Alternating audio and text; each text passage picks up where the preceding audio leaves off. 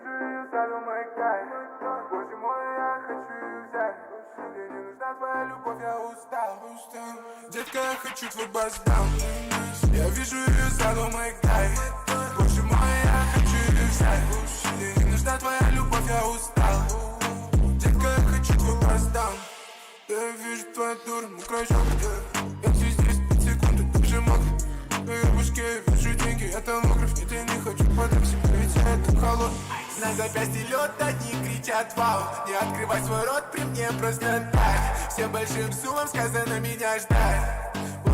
Покажи мне паспорт. Уже не фильтрует, детка, что ты так такуешь. Внутри демон кричит, лыцлють. Да я тебя прям сейчас паркуюсь. Голова уже не фильтрует, детка, что ты так такуешь. Внутри демон кричит, лыцлють. Да я тебя прям сейчас паркуюсь. Опережая время, смотри, звучу, как они не смогли. Мои чувства 010. Детка, больше мне не звони. Я разбавил долбанный рим. Новый трек, как семисник. Нет, тебе нельзя быть со мной. Замолчи, просто нагнись. Я вижу ее саду маяка. Боже мой, я хочу ее взять. Мне не нужна твоя любовь, я устал. Детка, я хочу твой простал. Я вижу ее саду маяка. Боже мой, я хочу ее взять. Мне не нужна твоя любовь, я устал. Детка, я хочу твой простал. Я вижу ее саду маяка. Боже мой, я хочу ее взять. Мне не нужна твоя любовь, я устал. Детка, я хочу твой простал. Я вижу ее саду маяка.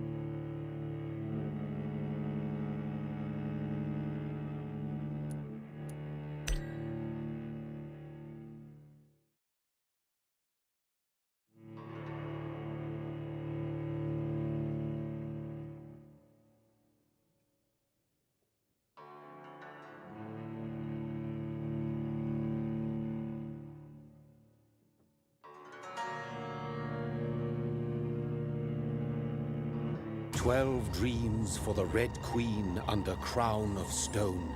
8 voracious beasts born from 8 restless nights. 4 nails piercing the flesh of the sinner. 1 prayer for the summoned, called by this song.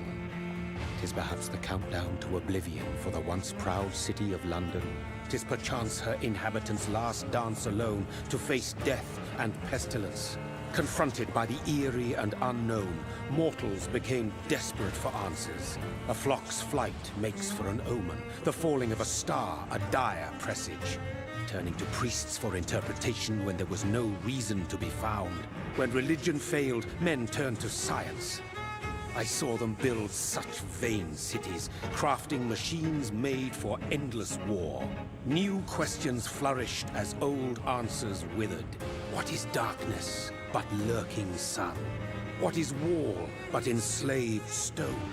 What is glass but tortured sand? What is song but a call to arms? What is hate but jilted love? What is life but death pending?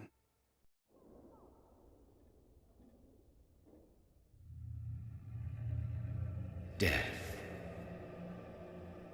Since the apple was plucked from the sacred tree, mortality was believed to be God's punishment, a righteous snare to keep mankind from ascending to the stars. They were all so wrong. Death is not a wicked thing, nor some holy retribution. A true punishment would be to never know its sweet kiss. Awaken from the harshness and be born once more.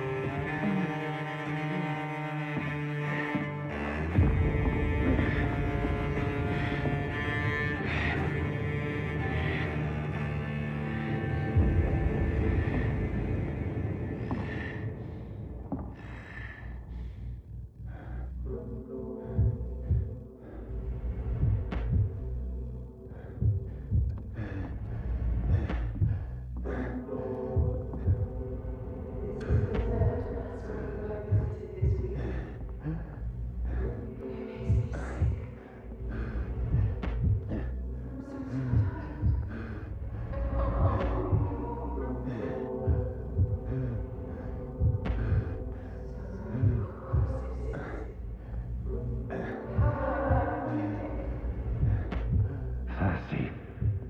So thirsty.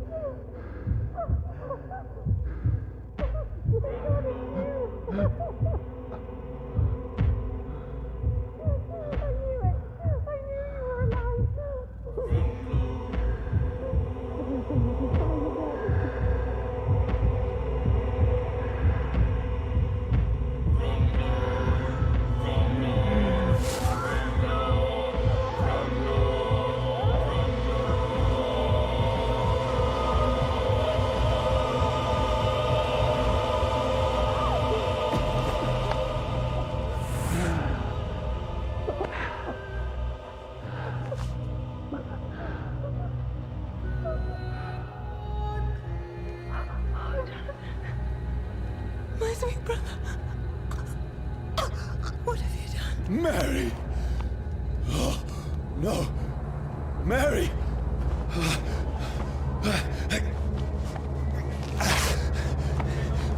Hold on! Please, hold on! Oh, God. Oh, no. Mary.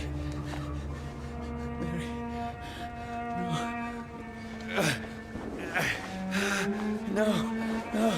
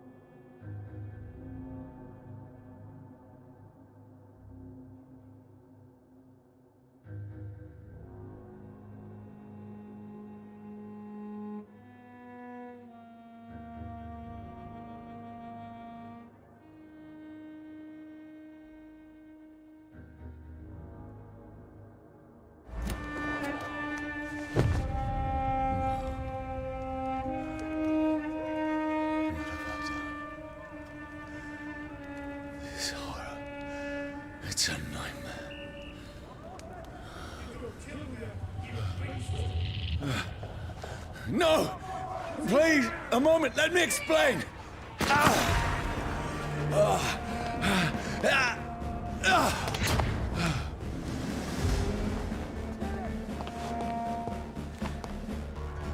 These patrols are after me.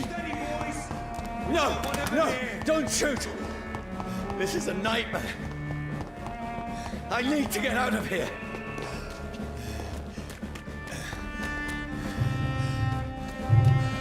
This can't be happening. Over there! No! Please, stop! I mean you no harm. What's going on? Oh, Mary. What have I done? What's all this about? Has it fled? Shit, where'd it go? Now, find myself. Tricky bastards.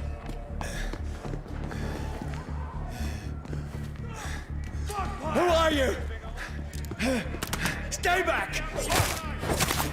Sorry, but you left me no choice.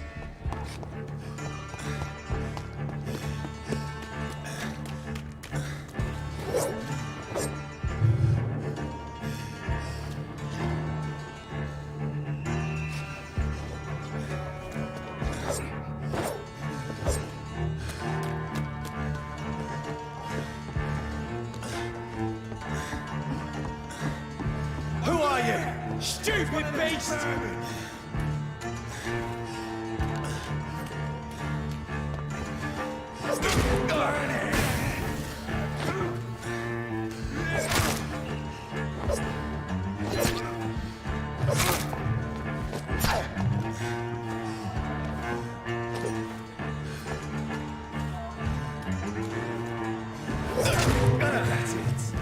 Gone out like kingly. Sorry.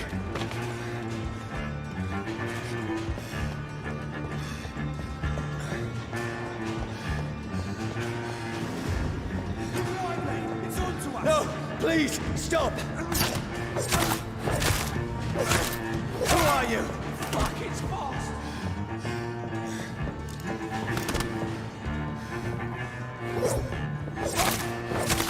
What do you want?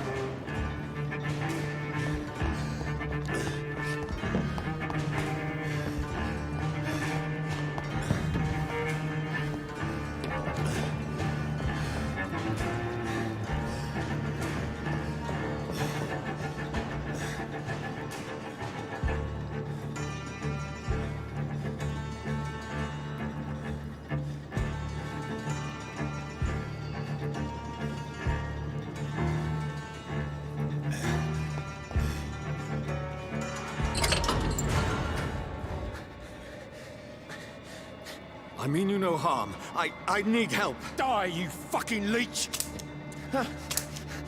Please, listen to me. I can't make any sense of this. Shut up, beast. Who are you? What is this all about? What in God's name? I'll do the rest of the job. Just leave me.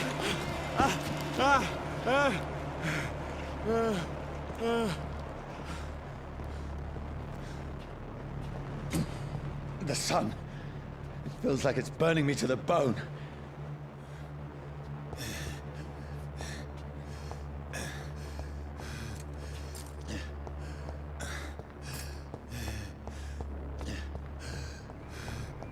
I need to find somewhere to hide. Let me go!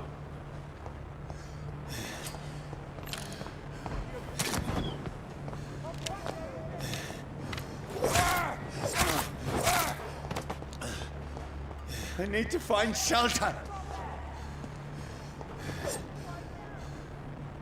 I cannot enter.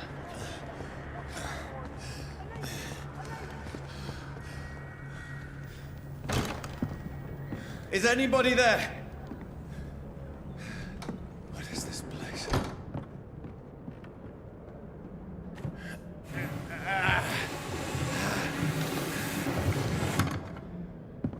The place seems abandoned. I should be safe enough here.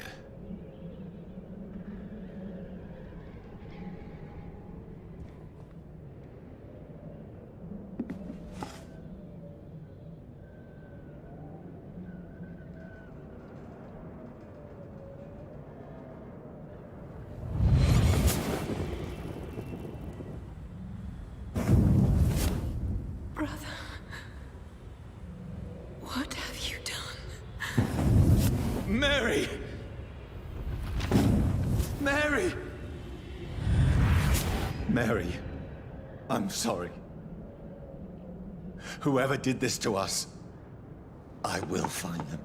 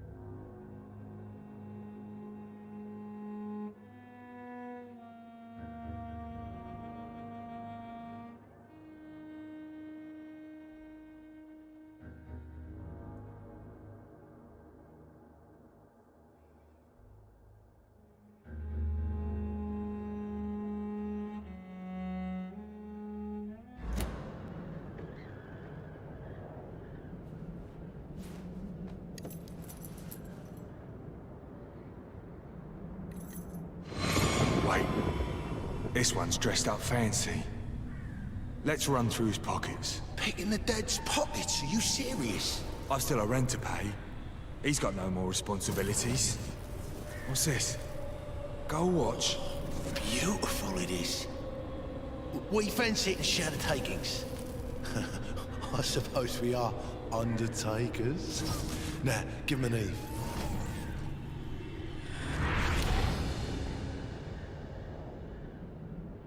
That's impossible.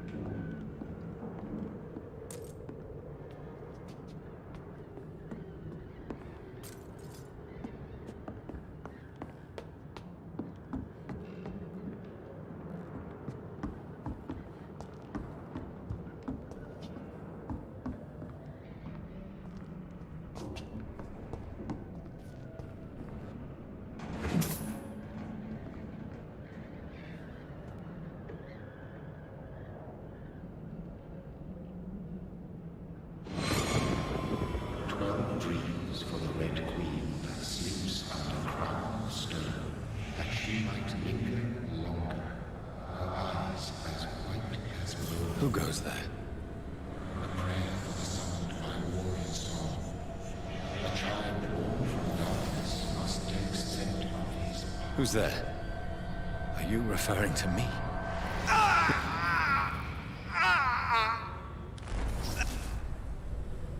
No!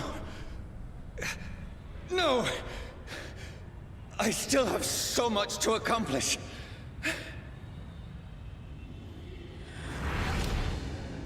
I still have so much left that needs doing.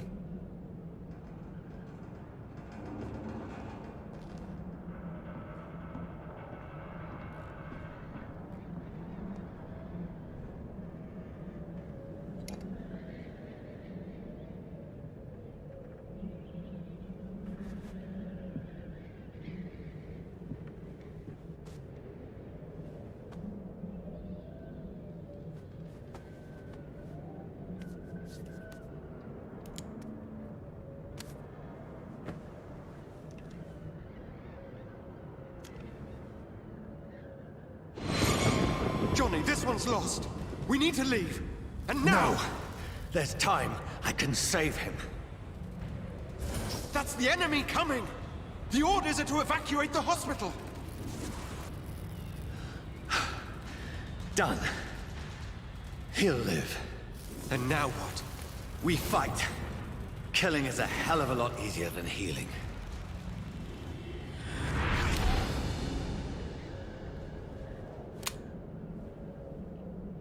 No, it never got easy.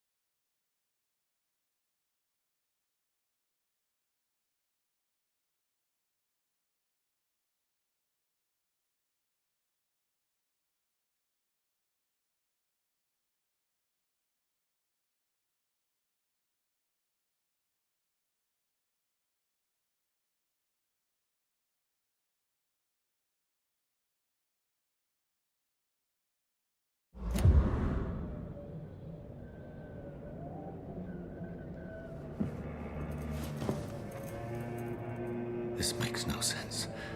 None of it. No sense at all.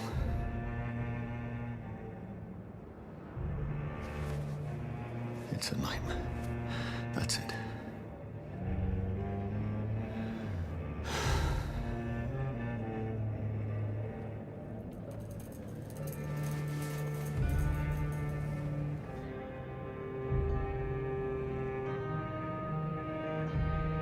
So be it.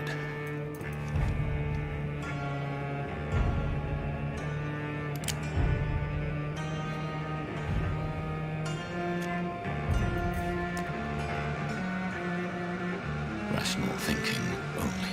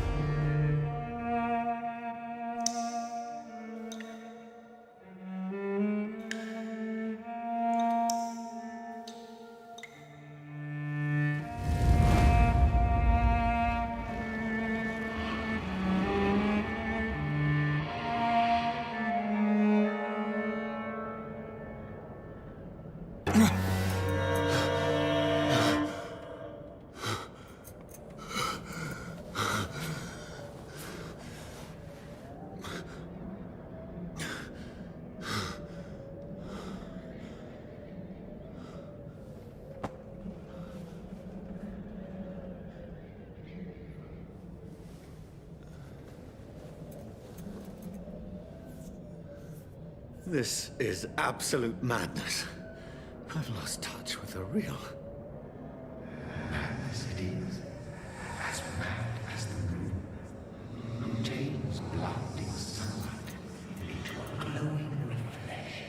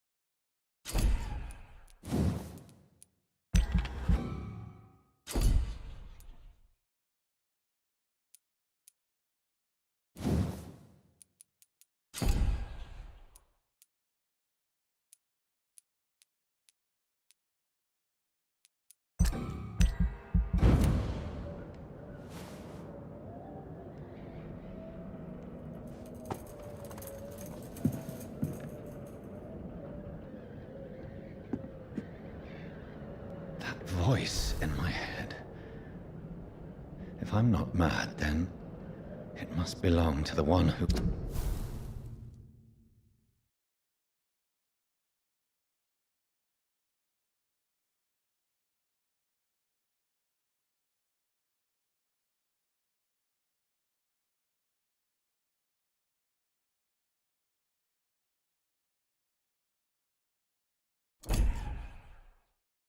who made me what I am.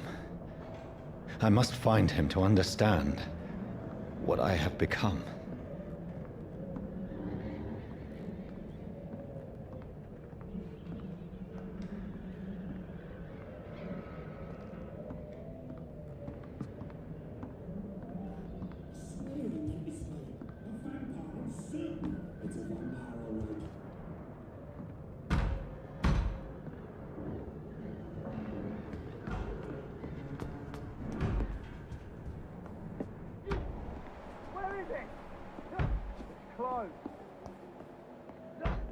These people want me dead.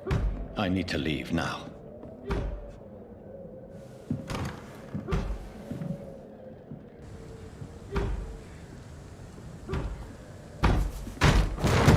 Here's the leech. Here!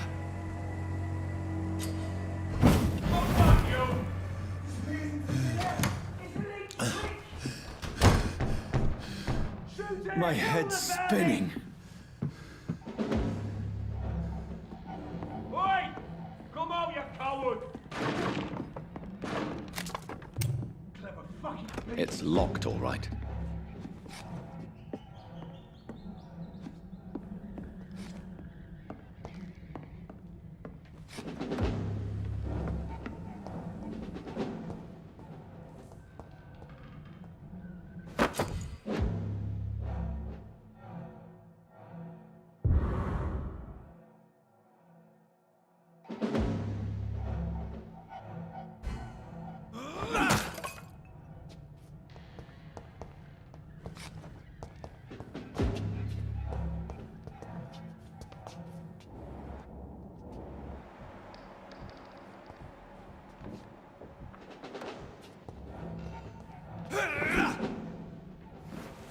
I'm still in Southwark. I must reach the West End. Go back home.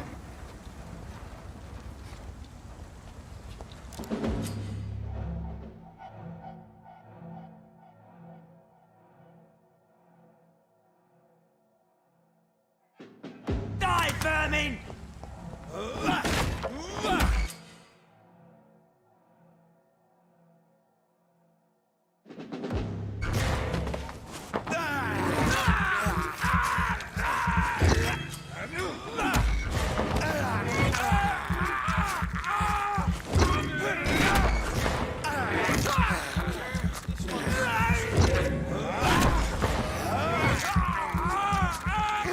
There's a strength I never knew I had.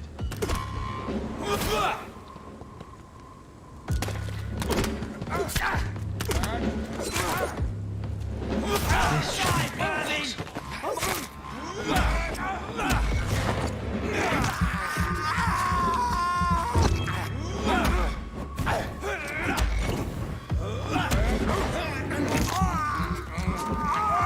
Every sinew, every fiber of my being is afire.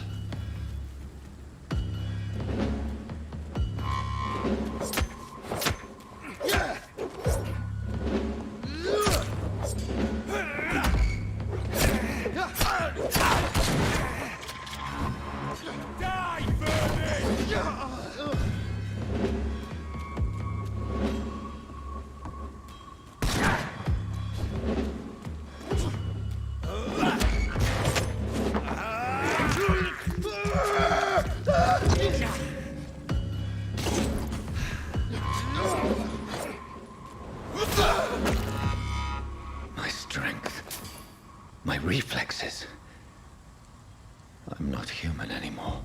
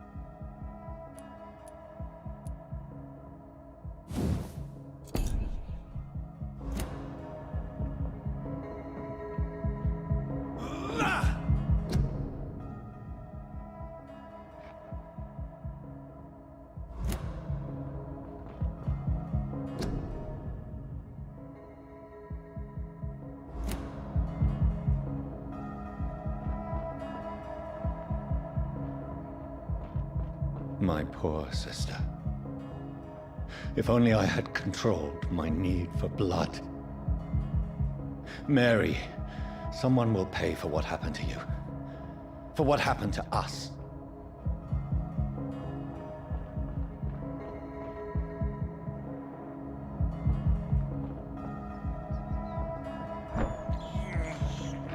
This is despicable.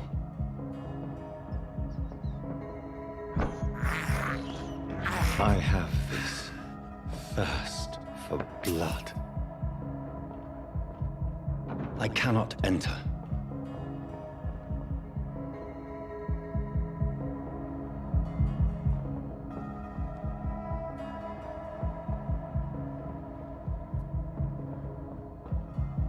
It's locked.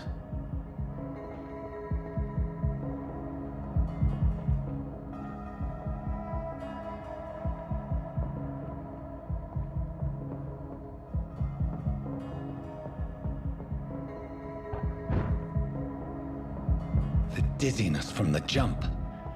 I can now control it.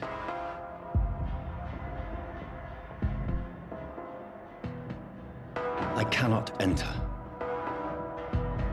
It's locked.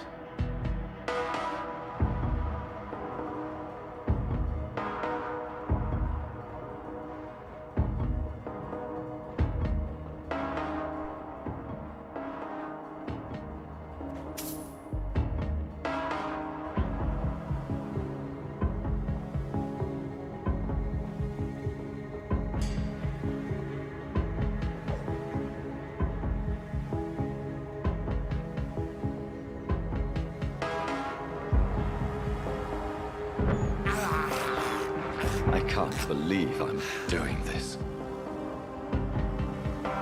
What will London have to say to me?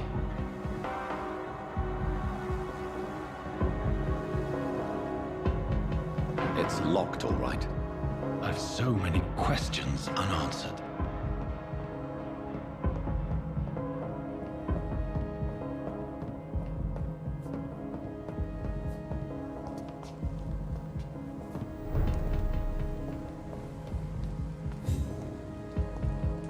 Another corpse. Have the very streets of London become a mausoleum?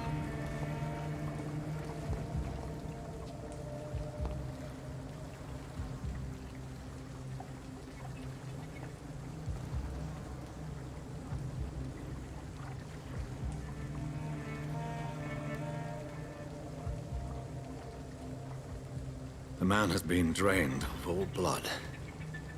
But I can still smell the scent of it. I follow the scent's trail, perhaps it will lead me to my assailant.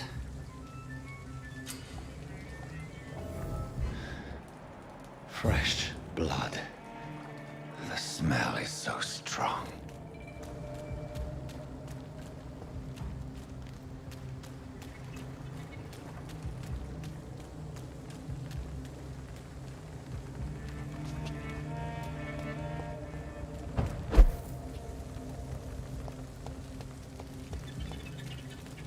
There is no one in sight.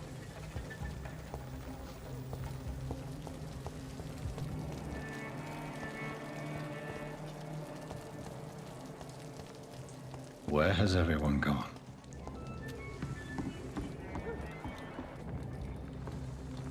According to the blood patterns, that's where the victim was attacked. So that must be the killer's trail.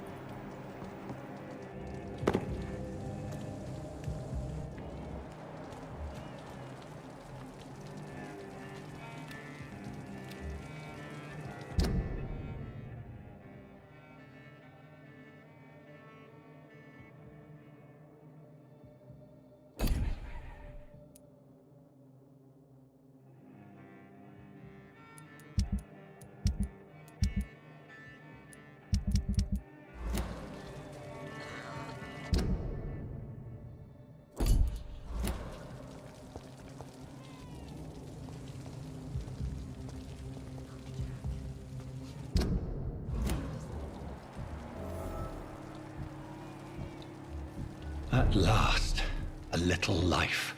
There's gotta be something can be done to get out of this bullshit mess. No? Welcome, sir, to the Turquoise Turtle. My God, sir, you look like Jonah's whale just spat you out of hell. Can I get you a drink? No, thank you. I'm not thirsty. Well, grab a chair and get some rest. This is gonna be another long night.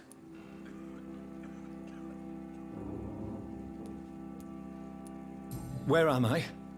Where is this place? You're at my bar, sir, the Turquoise Turtle. The last ray of light in this dangerous part of town.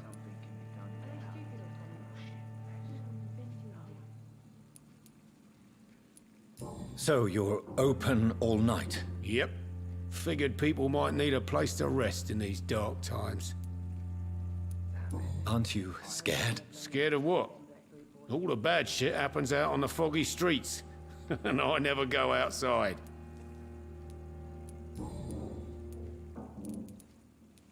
Why is it going to be a long night? You must be new around here. Don't you know about the murders? Tell me more about these murders. Every morning for the last few weeks, bodies have been found. And those poor sods didn't die of flu.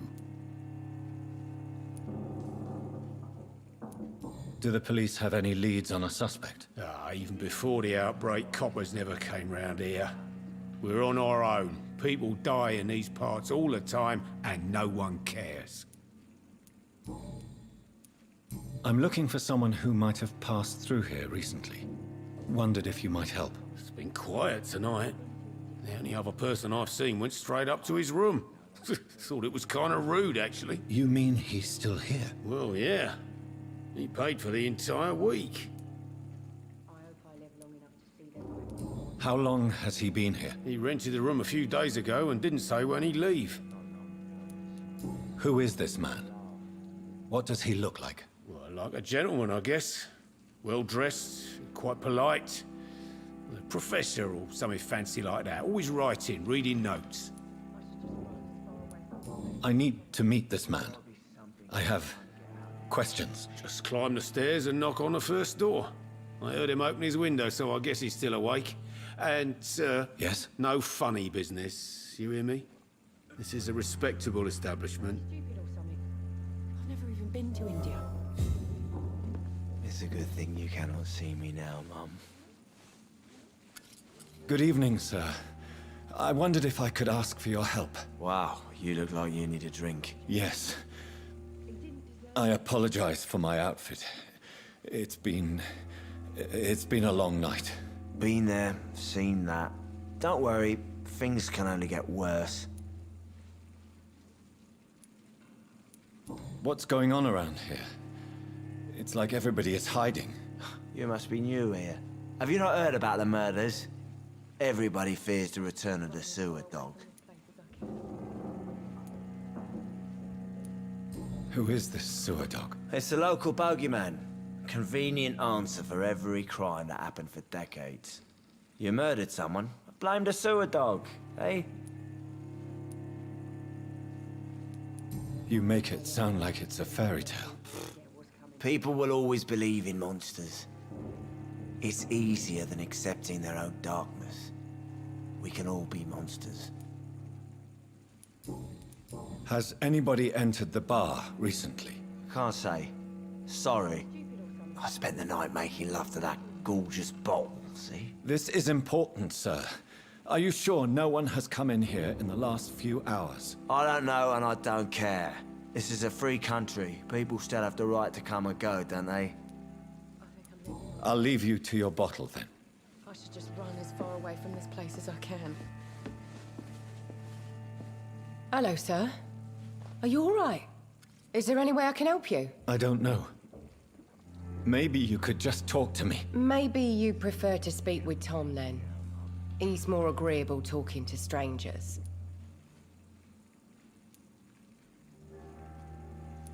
What is this place? This is Tom's bar, the Turquoise Turtle. I'm the barmaid here, Sabrina, if you want to know. Are you always open this late at night? No, it's only since the epidemic started. Tom thought that people may need a safe place to stay. You don't seem to have much business. Where is everybody? Well, most people are sleeping right now. And those that are awake tend to avoid going out. What with the murders and all. What's going on around here? Where is everyone? Too many The murders. What can you say about them? bodies found in the streets every morning. Drained of blood. It's just horrible. Some say the sewer dog is back. The sewer dog. What's that? No one knows.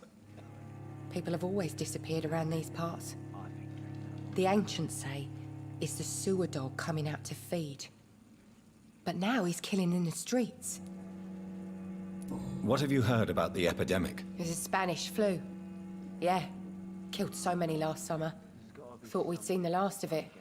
Dozens dying every week. Are the authorities doing anything? Nothing. There are so many quarantine zones in London now. It's gotten really hard to travel across town. I just want to talk. I didn't mean to scare you. I'm not afraid, sir. It's just I've other customers to take care of. I only see one customer. Oh. Well, yeah, of course. I mean, I best check on them. I'll leave then. Thank you. Giving me a laugh.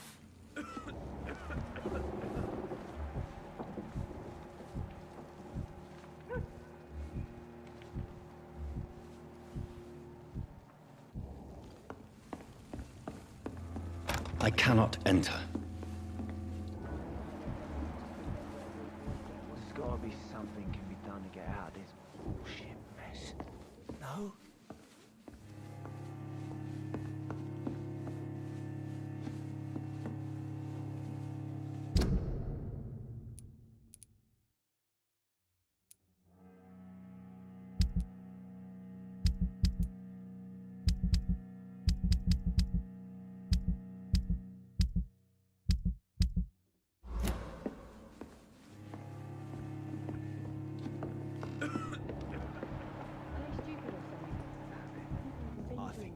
This is no place for you. Prewen has several patrols roaming the area. They do not pursue me. But they're looking for vampires, and they're most efficient. They'll not relent until the killer has been identified. I have a common objective, but I require... I think someone is eavesdropping. Are you certain? You might as well come in, whoever you are. Slowly, vampire! Who are you? I mean you no harm, saith the vampire. Present yourself! I need a word.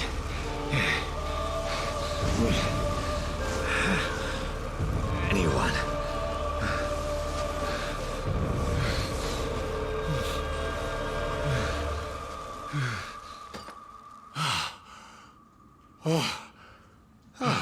Well, that's something I can do for you.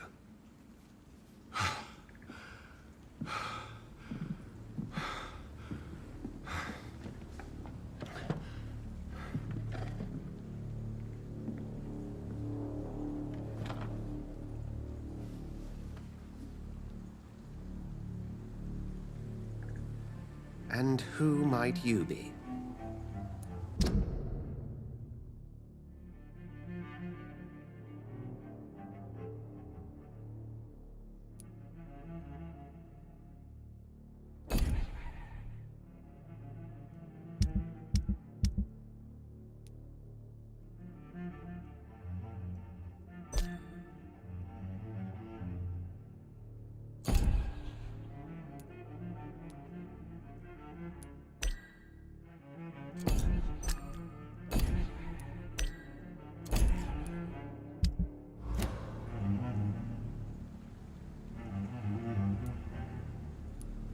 Tell me, who are you?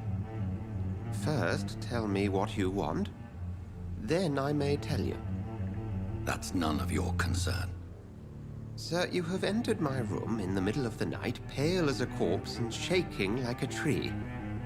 So please, indulge me. Someone is molesting people. In fact, killing them. Biting them. The calling card of a vampire. Like you.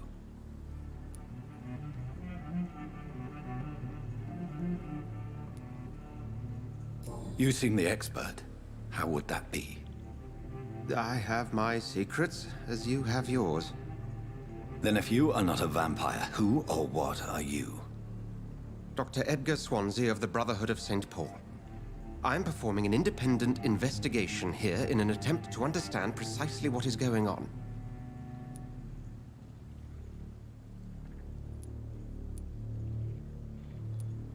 And what exactly is this Brotherhood? Sir, if the name is not familiar to you, then we shall discuss it another time. What have you uncovered concerning the murders? It started a few nights ago. Rumors of violent murders.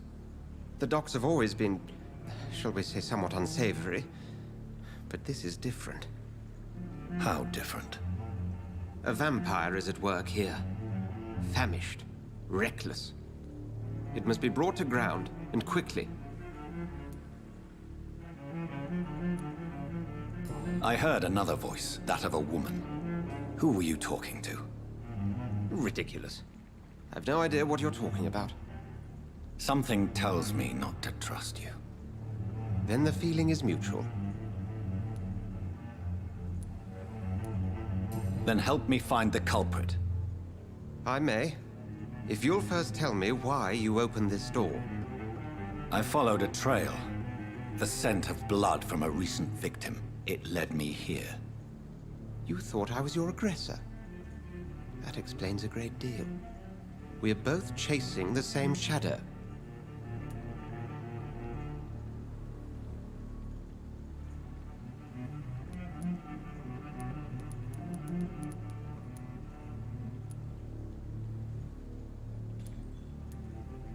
Perhaps. This is all new to me. I'm not even certain what I'm looking for. You should let me handle this affair. You've no idea what you're up against. No. I will find the monster. He is mine. How will you do any better than I? But then let me ask you this. What are your intentions if you find the killer?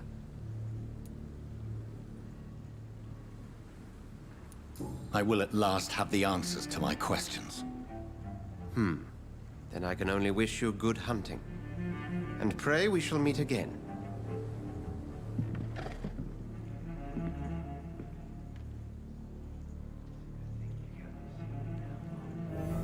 Please, leave me alone.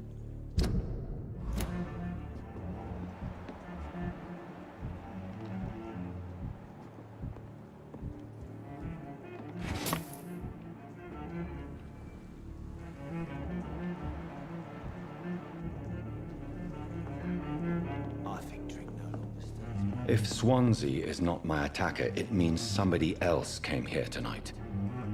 Someone must know something.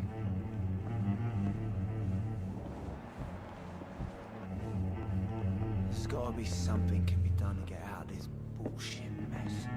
No. Evening, sir. Can I help you? I have a few questions for you. Well, if you must. I spoke to Dr. Swansea. He's not the man I'm looking for. Now, I want the truth. The truth?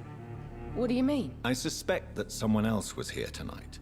And I don't think Tom wants to tell me about it. I'm just the barmaid here, okay? If Tom says you're the only visitor we had, then you're the only visitor we had. I can feel your fear, madam. Please, tell me what's going on. It's Will. William Bishop. He came in here earlier tonight and he... Well, I thought he was going to clock someone. What happened tonight? He was dead drunk, as usual. But my God, his eyes. His face. He must have caught something awful. He shouted and cried. It was terrible. Why are you so afraid? I mean, his skin. His hands. I scrubbed every glass and every chair that he touched.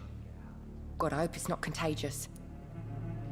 Tell me about this William Bishop. Will was a sailor who worked at the canning factory before he lost that job.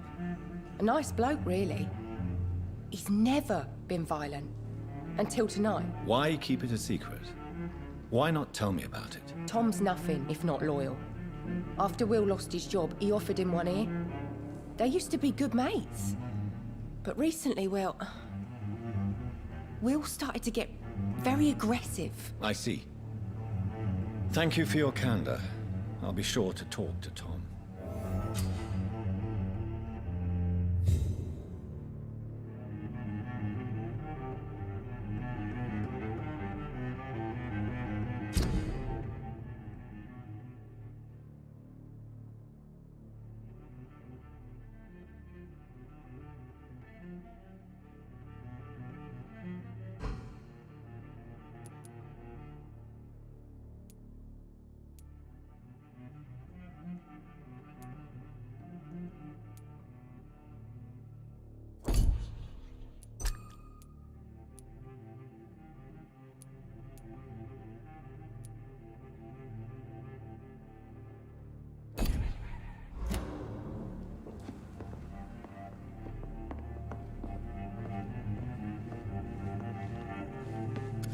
Hello, I sir. hope I live long enough to... May I disturb you again? And you're still ugly as sin.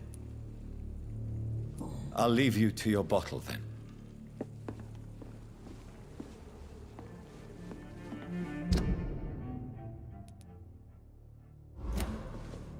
Are they stupid or something? Welcome back. Did you find what you were after? I can't say I have. Are you sure no one else came into your bar before I arrived? Hey, I told you, you were the only other stranger I've had.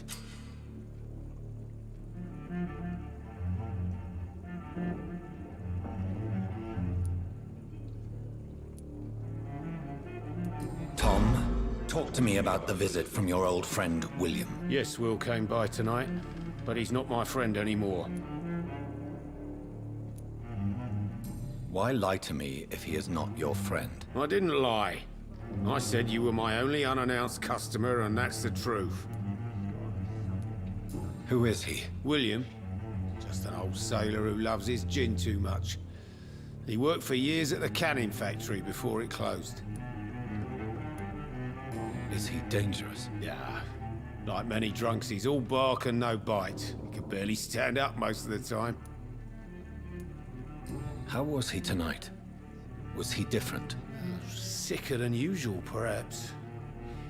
He whined and mumbled about how mean people were to him and how he'd like to talk to me outside, and then he left when I refused.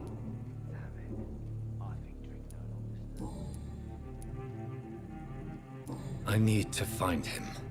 It's a matter of urgency. Do you know where he is? You could try his boat. It's up by the North Pier. He sleeps there when he's too drunk to get home. Please describe him to me. What'd you expect? He's a tall, sick bastard with a bad rash and torn old clothes. William used to be strong. Now he's a mess. Thank you, Tom. If you see him, tell him I don't want him back here unless he cleans up his act, okay? I should just run as far away from this place as I can. Not long ago, this sort of mess would have given me a laugh.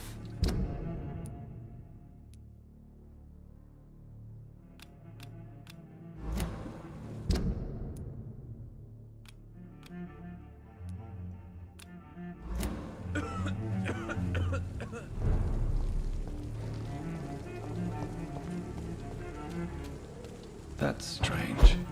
The trail is very erratic, as if the killer was drunk or hesitant.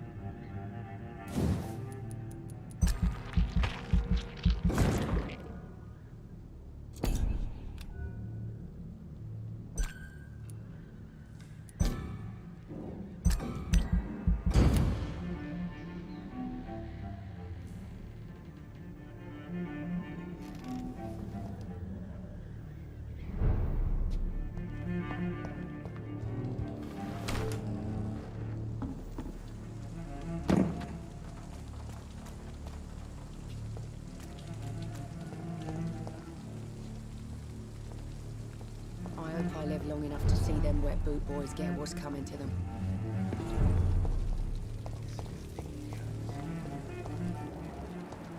I will get to the bottom of this intrigue. What's been done to me?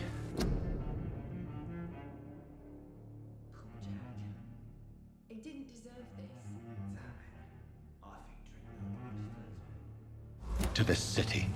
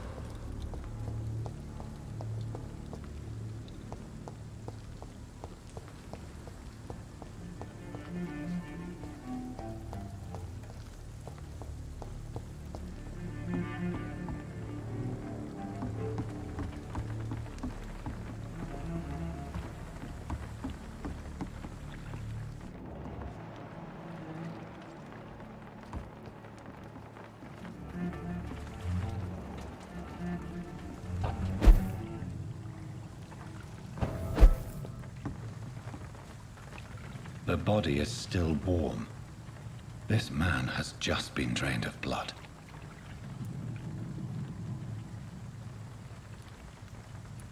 What's this? Some sort of note.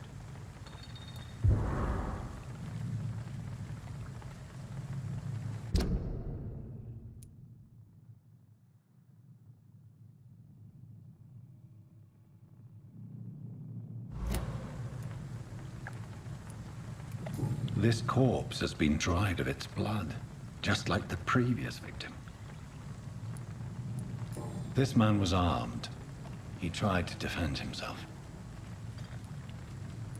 Blood and empty gin bottles. This bishop fellow is something of a heavy drinker. There are blood splats on the other side of the canal. I must reach that barge.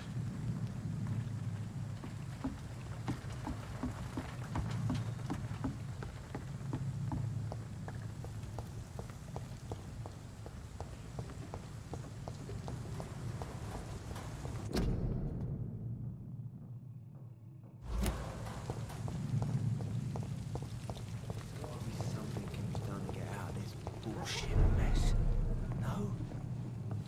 Things are turning for the worse around here. I told you all there was to know. I'm occupied presently.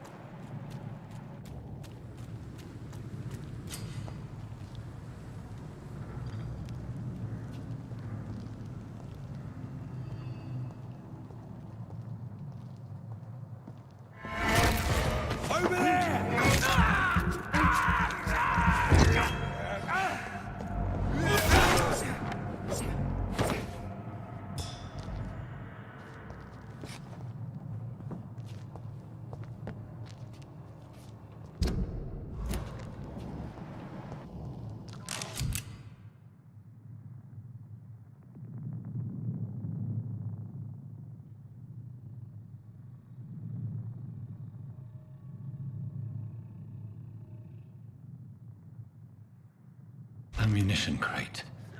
Good. I may need a lot of bullets. I feel like I'm back on the front line again.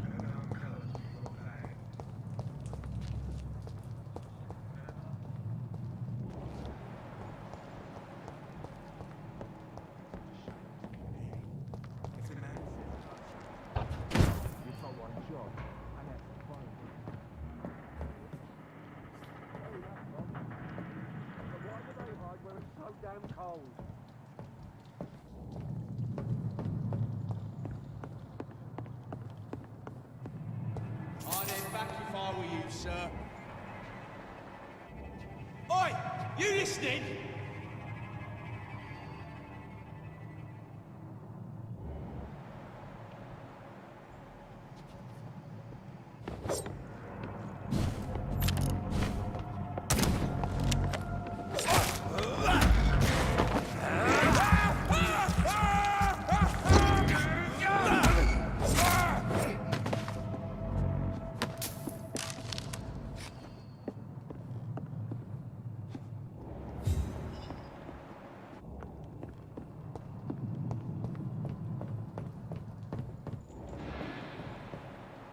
It's locked, all right.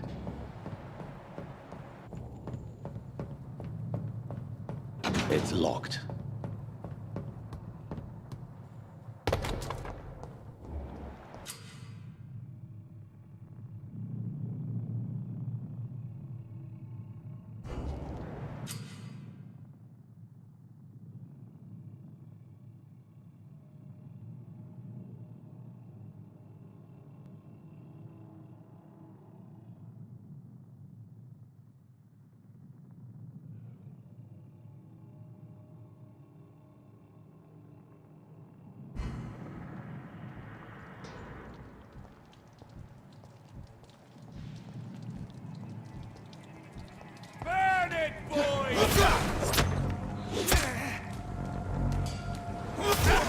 He's dead!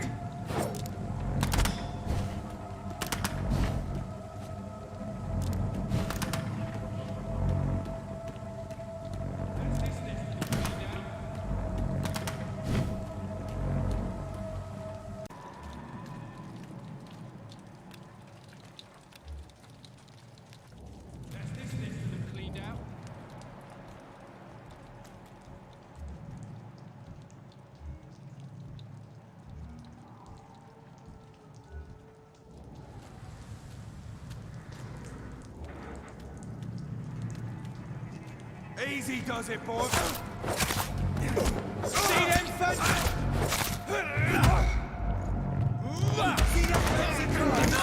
This one's attacked! Oh, Christ!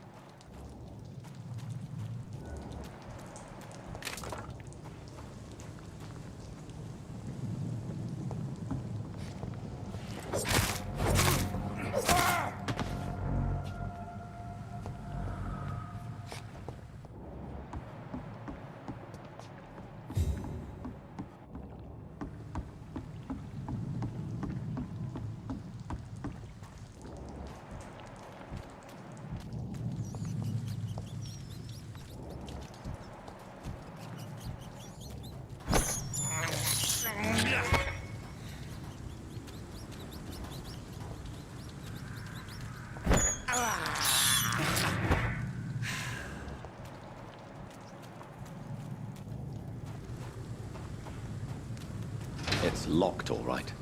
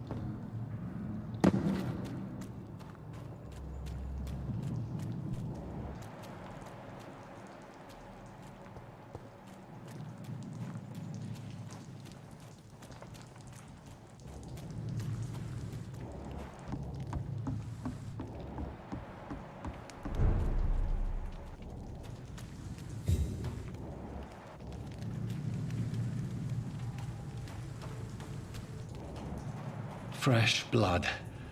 The whole building reeks of it. The scent is so strong it makes me dizzy.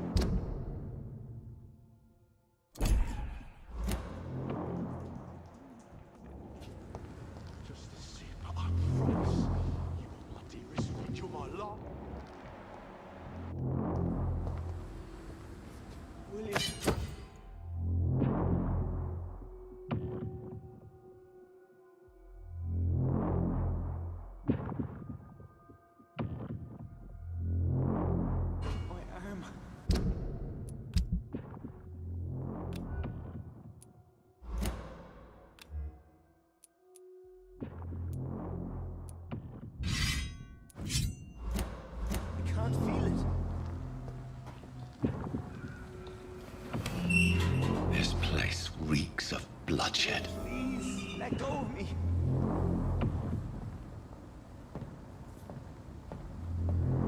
This creature is bedeviled. I can't I stand must it anymore. put it down.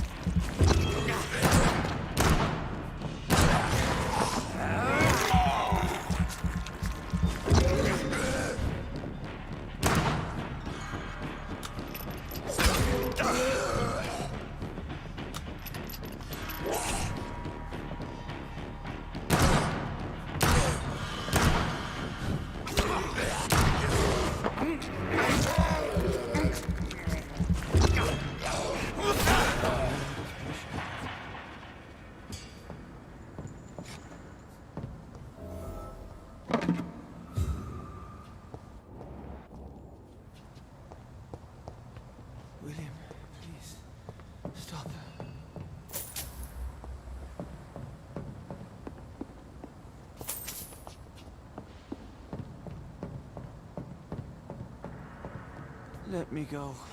William was an honorable man. I could have saved him. Mr. Hampton, are you in there? I knew him well, another lost soul, a kindred spirit. Sir, listen to the sound of my voice. I'm a doctor. You're suffering from shock. I must return to my flock. They'll stray without me.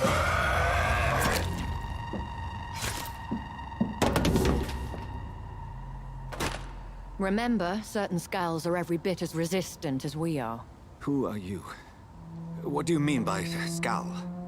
You truly are a newborn. I should have realized. Wait. You are the woman from the bar. Are you... like me? Can you help me? I believe, sir, I already have.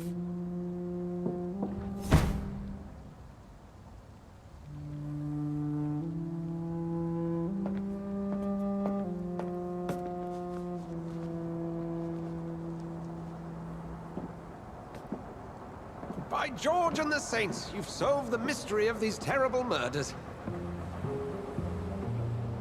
Patience, good fellows, I've come to offer help.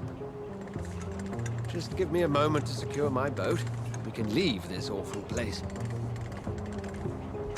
William was not the evil man they claimed. He was just taken by the thirst. He needed his drink. This man requires medical attention.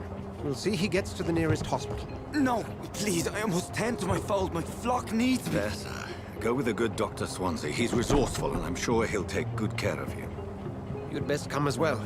The sun is soon to rise, and you'll need a place to rest. I just need a moment.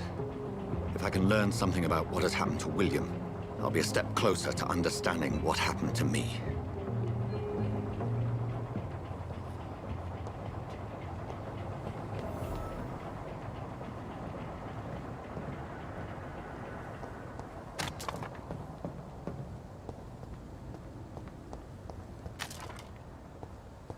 I cannot enter.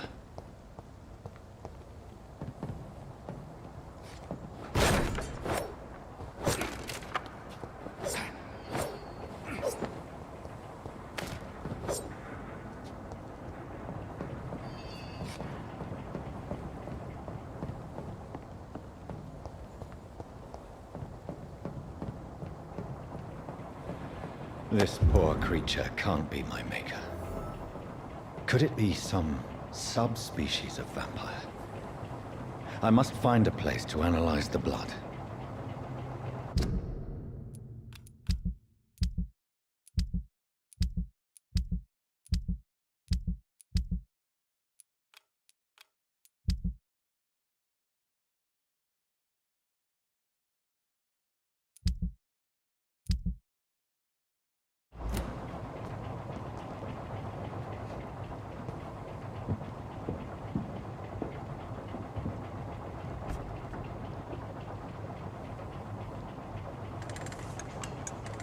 Prey, villain, and victim.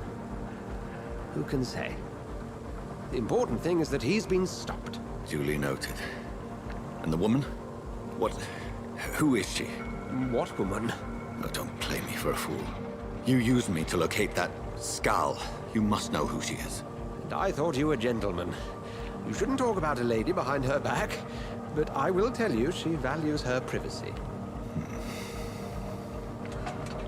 Were London as peaceful as she appears from the middle of the canal?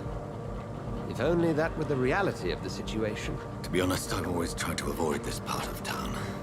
Pembroke Hospital is the last bastion between the rest of London and the epidemic. The flu has decimated the East End and the war still rages. Welcome to the front lines of a plague. This is where you work, Dr. Swansea? I am the administrator of Pembroke Hospital. I thought you were here in service of your mysterious order, the Brotherhood of... Of St. Paul's Stone, yes. But first and foremost, I'm a man of science. A physician, like yourself, Dr. Reed. How do you know who I am? No need for modesty. You are Dr. Jonathan Reed, a surgeon of some caliber and renown, if I'm not mistaken. You are correct, sir.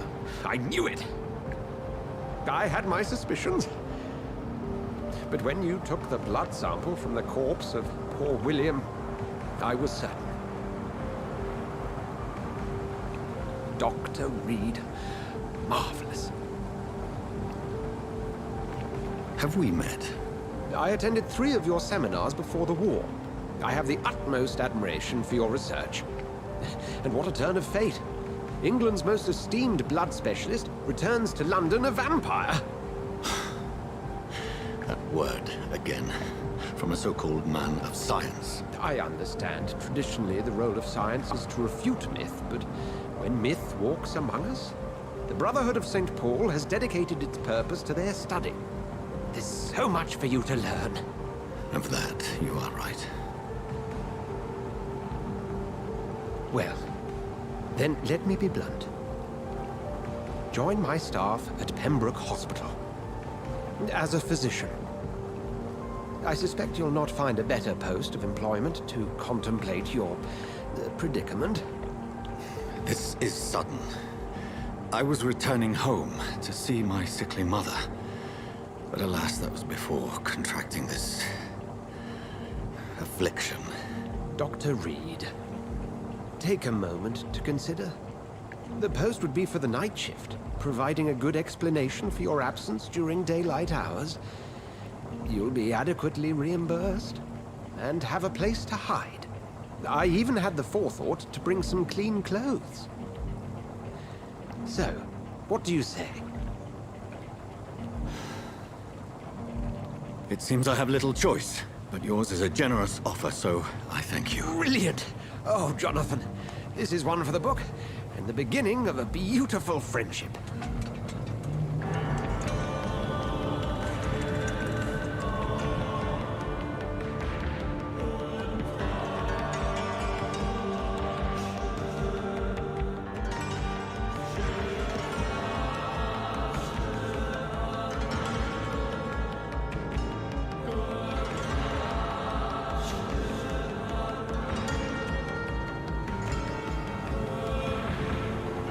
Dr. Swansea, thank goodness. I was beginning to be concerned. Worry no more. Has just returned from the front. He served King Country and will be joining us here at Pembroke. We're very lucky to have gained a surgeon of his talent, and one so experienced in blood transfusions. That is good news indeed, Doctor. Oh, yes.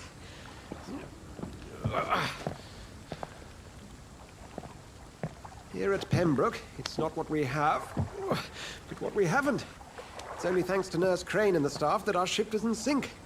If you have any questions, just ask her. Duly noted.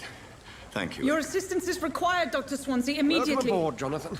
We'll catch up after my rounds. Coming, Nurse Crane. I'm coming.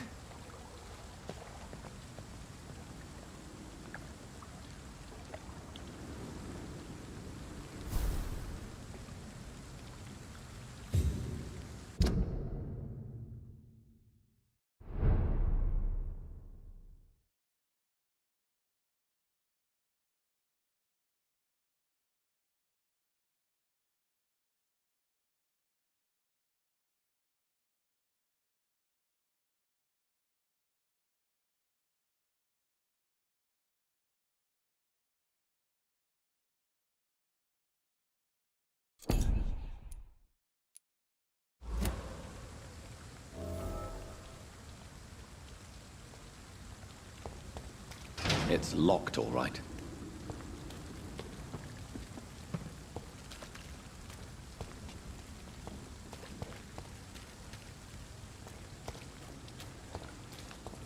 Come on, you bastard!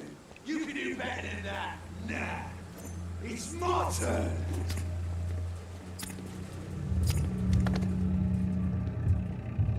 Rotten or pristine, each heart contains the source of life. Drink at this river, try it all.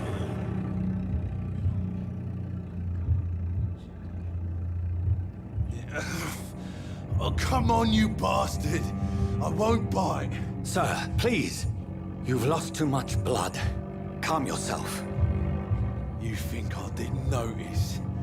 Stop your staring and get me to an hospital, you arse!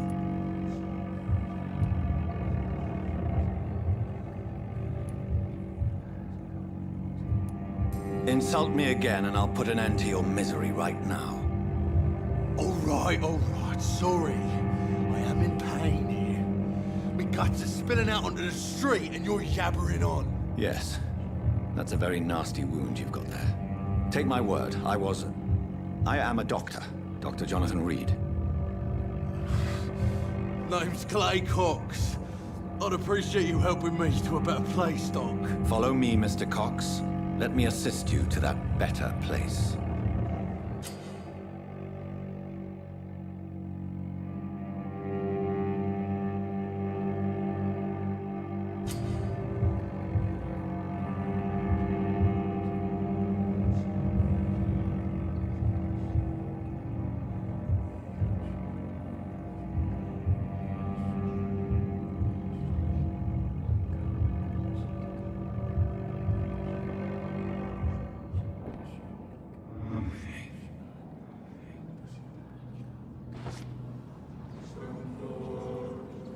Bring this fading light into the shadows.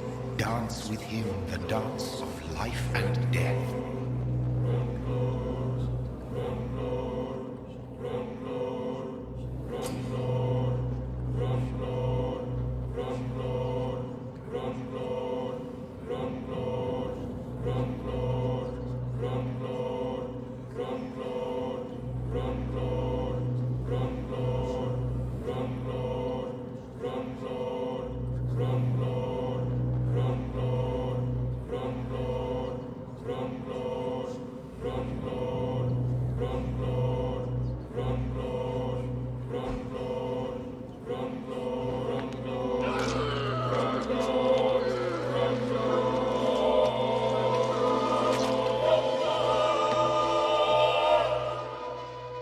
In the back, you bastard! Didn't have the guts to fight me. Fuck you. I'll kill you. I'll kill you.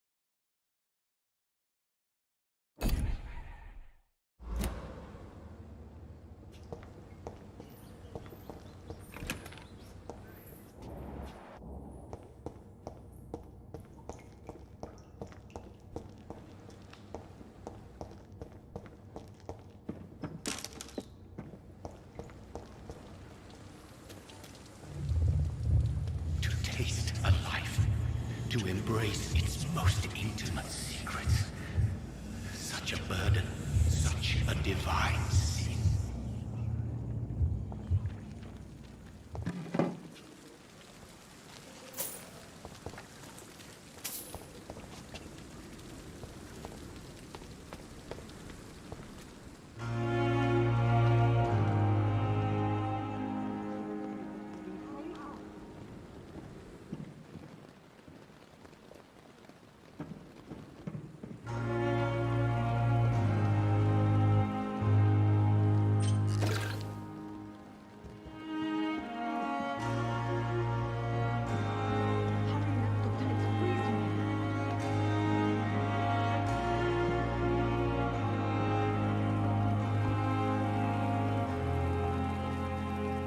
Doctor, where have you been? I've little time to play hide-and-seek with new staff members, no matter how illustrious they may be. I apologize, nurse. I needed some time to myself. This has been the longest and strangest night of my life. You delivered poor Mr. Hampton from a terrible fate. The means to that end should be of little concern, Doctor. Thank you, nurse. What can I do for you? Dr. Swansea insisted we provide you a quiet office. You'll find it on the second floor with your name on the door. Thank you. Nurse Crane, isn't it? Yes, Dorothy Crane. Welcome to Pembroke Hospital, Dr. Reed. Your office has been prepared. I would like to ask a few questions first.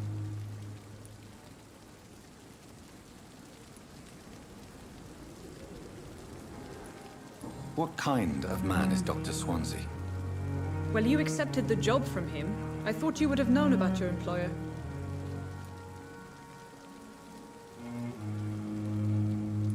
Apologies, I've only just met him the once. This is sudden. I've only just returned to England. Dr. Swansea is a brilliant surgeon and the most compassionate physician. It's right to assume Dr. Swansea knows far more about me than I do about him. You'll get to know him soon enough, and better than me. The administrator has better things to do than mix with us. And Mr. Hampton, the patient we brought in, how does he fare? I gave him a sedative to help him sleep. Poor thing was in quite a state of shock. If you could point me in the direction of my room again, nurse.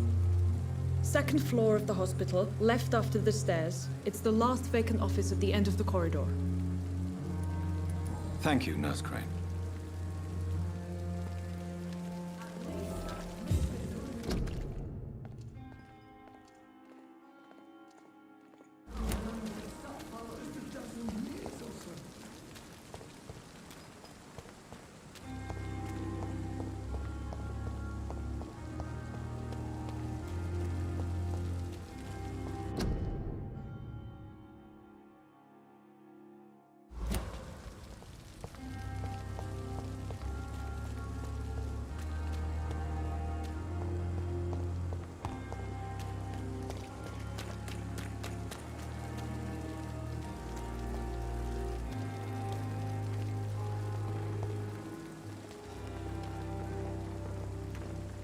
Good evening, sir. I'm Dr. Jonathan Reed. I'm new here. I've already heard about you, Dr. Reed. I'm Milton Hooks, the ambulance driver for this shithole of a hospital. That's quite a blunt introduction, Mr. Hooks. You can call me Milton. I like to speak my mind, Dr. Reed. Perk of the job. Don't judge me, and I won't judge you. I'm not sure I understand what you're talking about. Well, I'm no doctor, but I'm pretty sure a gun can't be used as a surgical instrument. You have a keen eye. I learned to shoot during the war, and have carried one ever since. Old habits die hard. No need to explain, Dr. Reed. And if you ever need a better gun, remember, I may have something for you.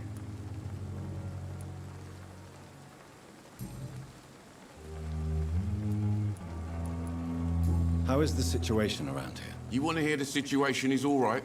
It's fucking awful. We lack everything, and it's getting worse every day. So what do you do exactly in this hospital? Apart from smuggling guns, I mean. I've been an ambulance driver since... too long, I guess. I bring sick people here night and day. It's a dirty job, but I get it done. Most of the time. Since you're on the front line, how is the sanitary situation in this vicinity? It's a complete...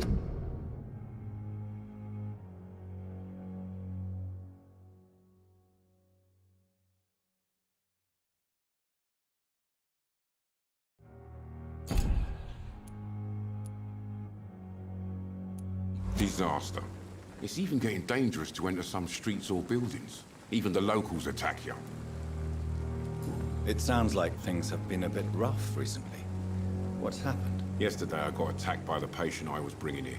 I escaped through the hospital's garden, but I lost my wallet when I was running. You left an infected patient outside the hospital?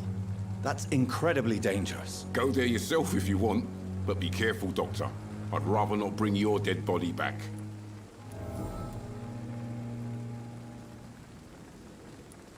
Are you really smuggling weapons through the hospital? And why not? I've already been attacked by patients, you know. And by gang members willing to steal my money. But you're not defending yourself. You're selling guns to civilians. You keep people alive your own way, Doctor. I offer them another way to protect their health.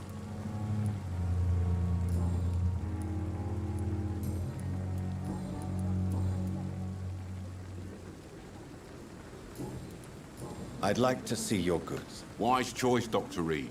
A reliable gun is what everybody needs these days.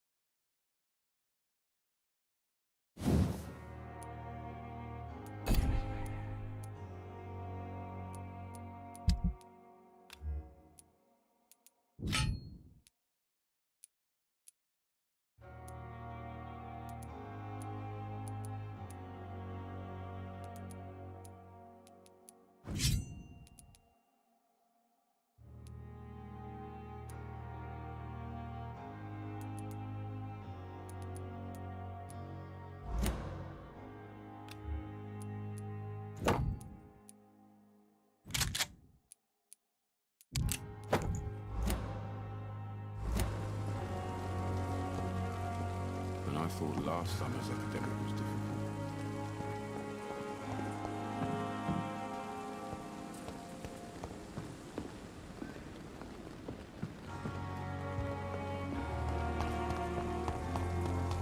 Perhaps I should have considered the offer from that Cadigan fellow.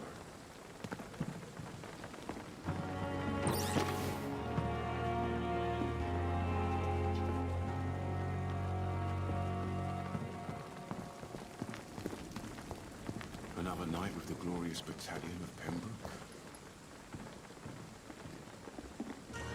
Good evening, sir. So it is true. The famous Dr. Reed has joined us. I can't think of any better news during these terrible times. Do we know each other? Actually, yes. We met once before, at the Rockefeller University in New York. Dr. Tippett's, yes, I remember. I was assisting Professor Carell in his research about coronary bypasses. He had nothing but praise for you. He was also very confident about your future. And look at you now. Eminent surgeon and blood transfusion specialist. What is the Pembroke Hospital situation? And please, speak freely. This hospital is not exactly the best of London. I'm sure you are used to working in a better environment.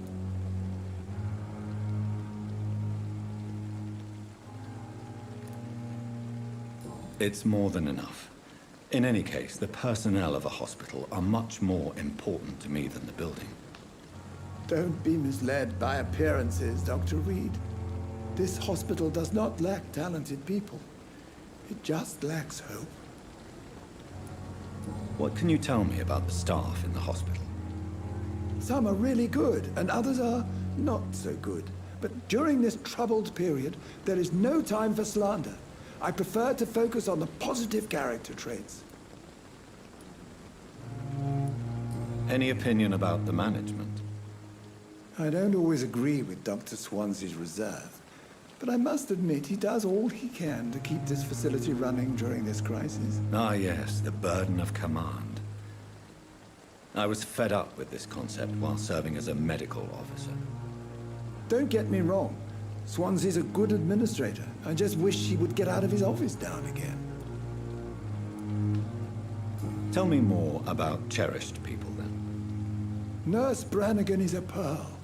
She is the most helpful and dedicated nurse I've ever worked with. A clever and cheerful woman. You really seem to admire her skills. I'll go even further.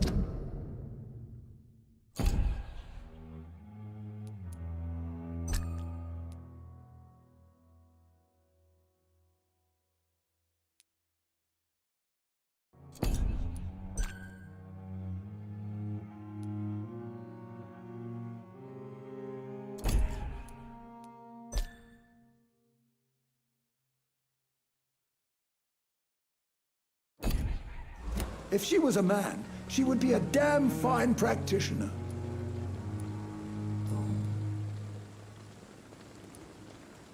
What is the Pembroke Hospital situation? This hospital is not exactly... It's more than enough. In any... Don't be mis...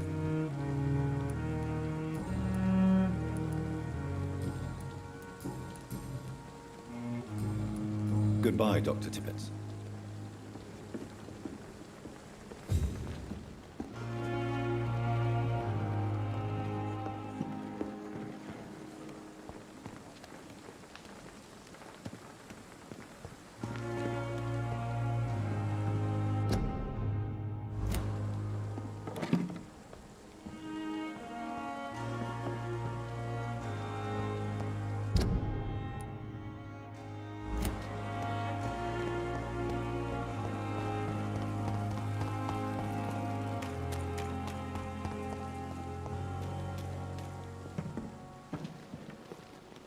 Good evening, Dr. Tippett. Dr. Reed, any good news to share? Goodbye, Dr. Tippett.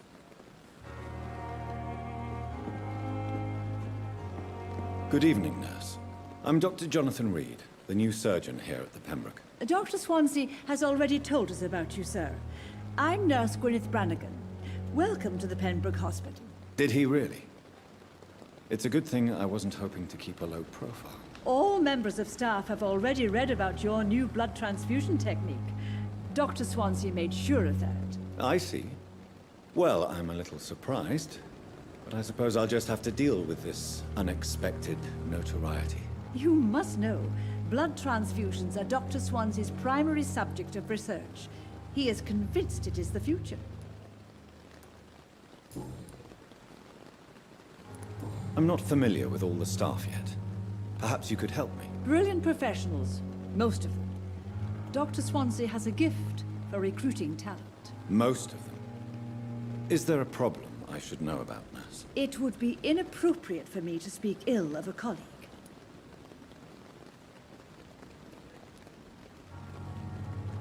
Is there anyone that stands out? Well, I have never met someone as dedicated as Dr. Tippett's. He should be a standard for us all here. If only he were younger. Why should his age be a problem? I guess it's fair to say he's always pushing himself to the limits. He just doesn't know when to stop and get some rest. Nurse Brannigan, if you...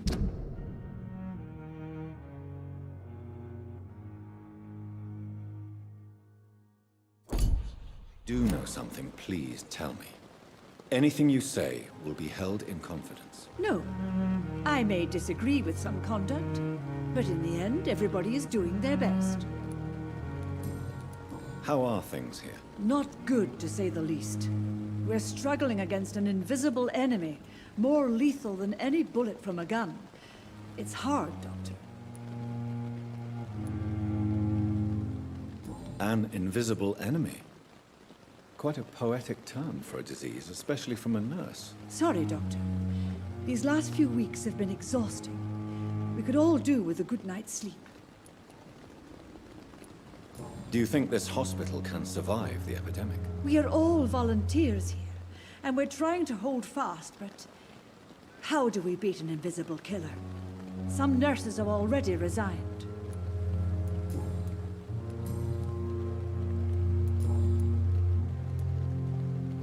Why does Dr. Tippett claim you're the main reason he keeps working, despite his fatigue? If it wasn't for him, I probably would have left the Pembroke years ago. Dr. Tippett does not think of you as just a nurse anymore, does he? If you're suggesting he's not taking my gender into consideration when it comes to medical practice and knowledge, I really hope he doesn't.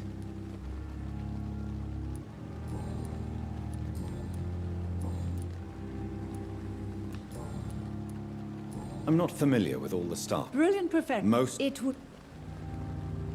Nurse... No. Goodbye, nurse. Call me if you need assistance.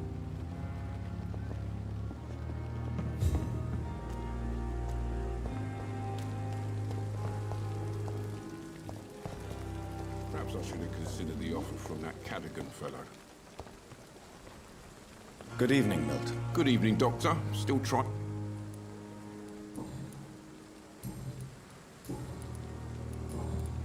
Goodbye, Milton.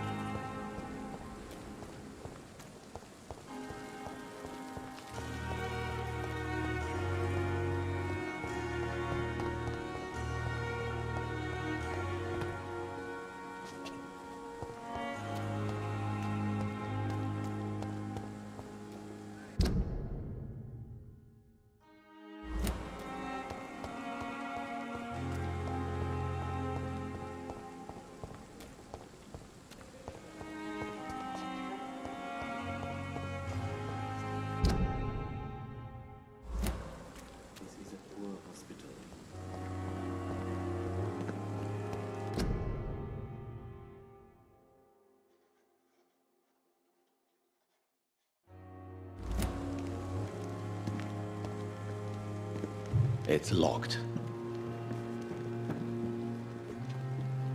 Good evening. I'm Dr. Reed. Always a pleasure to meet a colleague, sir. Especially when he was supposedly dead. A colleague? Are you a doctor too? Not anymore, sir. I used to be Dr. Rakesh Chadana. Now, I'm just Mr. Chadana, pawnbroker and humble guardian of this morgue. What do you mean, you used to be a doctor? Was your license revoked? No, sir. It is just that I like to be precise. I run a little pawn shop while taking care of the dead.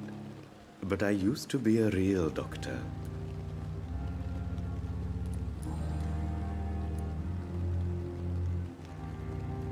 Are you afraid or uneasy being surrounded by so many corpses? Why should I? These bodies are empty vessels.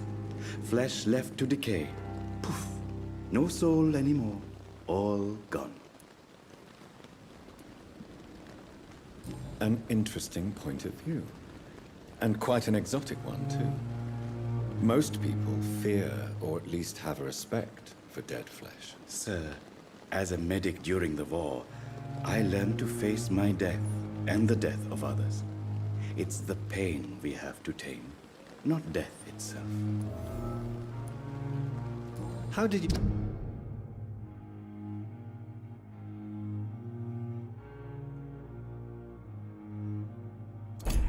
get this job? After I left the army, I worked as an undertaker down by the docks. A dangerous place with many an unpleasant business there. Milton Hooks helped me get a job here.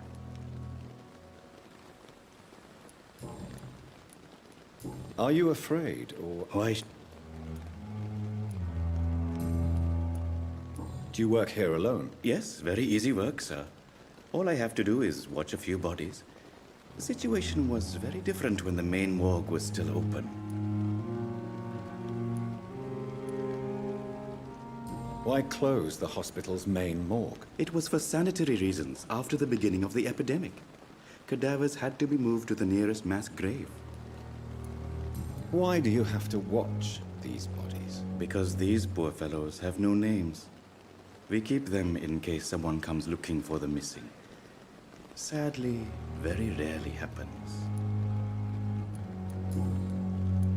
Have we met before? I don't think so, sir. Why? When we first talked, you said you were glad to meet me since I was reported dead. Funny story, sir. Your sister came here a few nights ago. You were missing, and she was looking for your body. She must be very relieved now.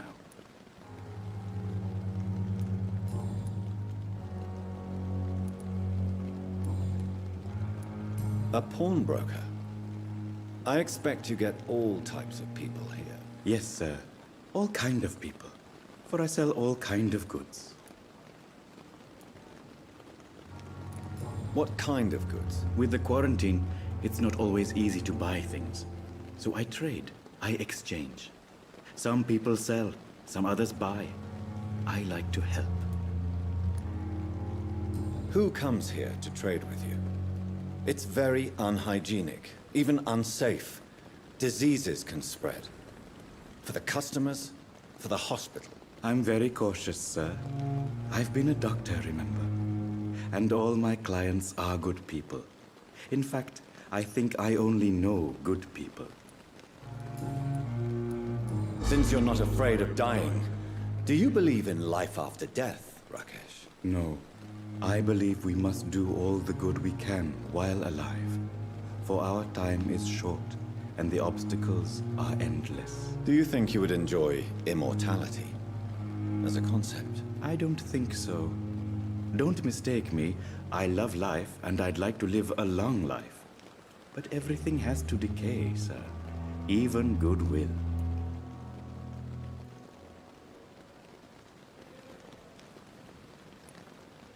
Do you really believe goodwill cannot last? As I said, sir, everything decays. If I was to never die, goodness, I would be bored or worse. And I like to be helpful, sir. Quite depressing, wouldn't you say? Yes, but the good news is we'll all die before losing our humanity, sir. So you're ready to die? No, I am not. I don't fear death, for I won't see it. What troubles me is the pain my death will inflict to those I know. You're a wise man, Mr. Chidana. No, Dr. Reed. I am a foolish man. But I like to think otherwise.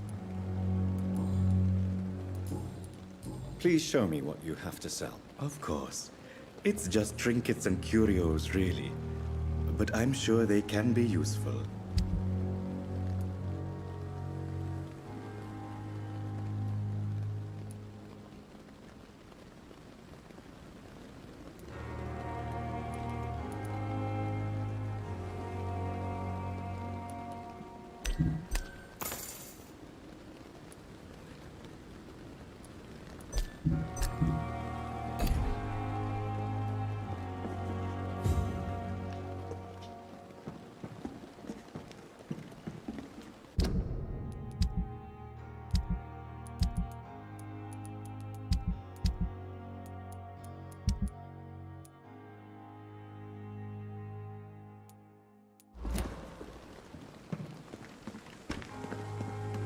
I'm sorry you ended up.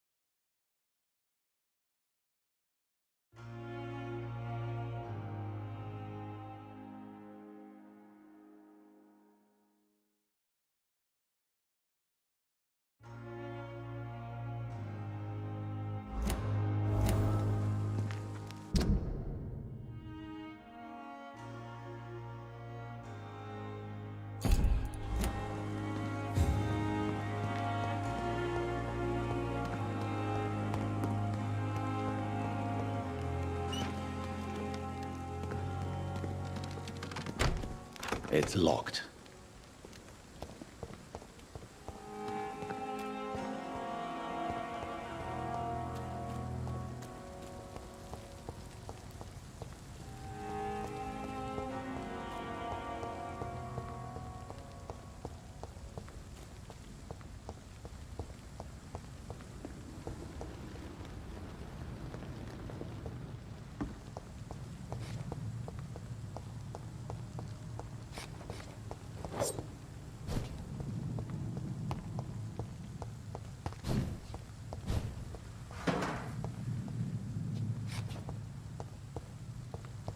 I cannot enter.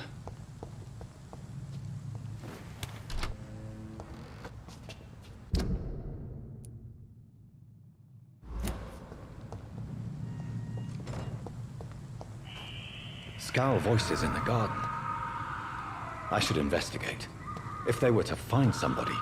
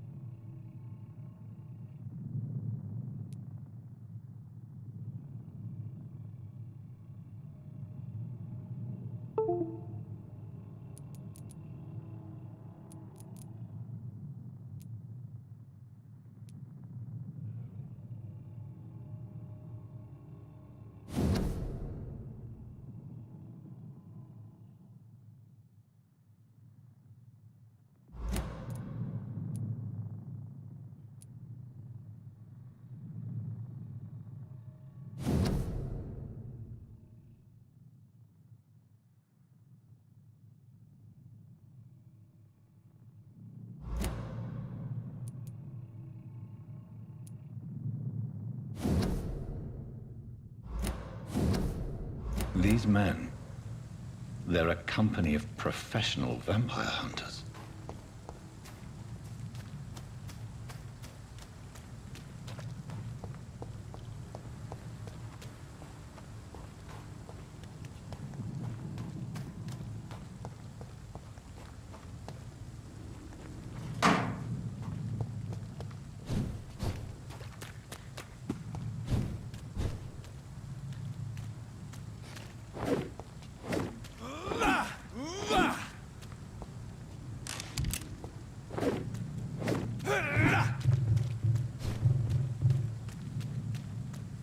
It's locked, all right.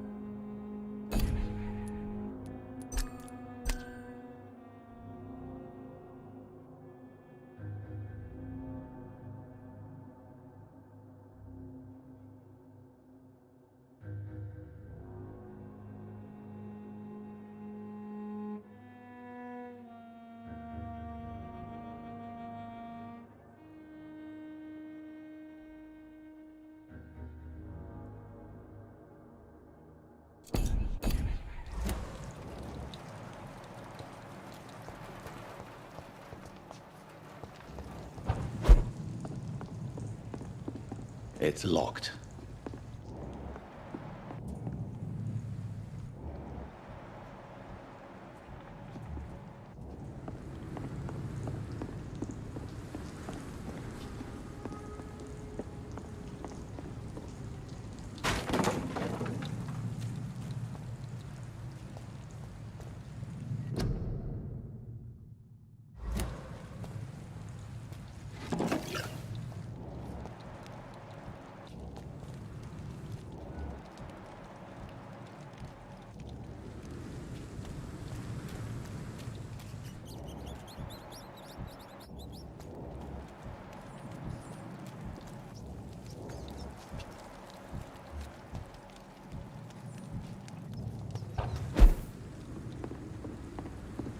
I cannot enter.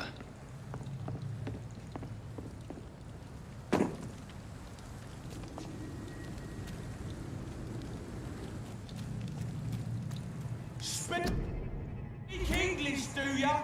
Swim in!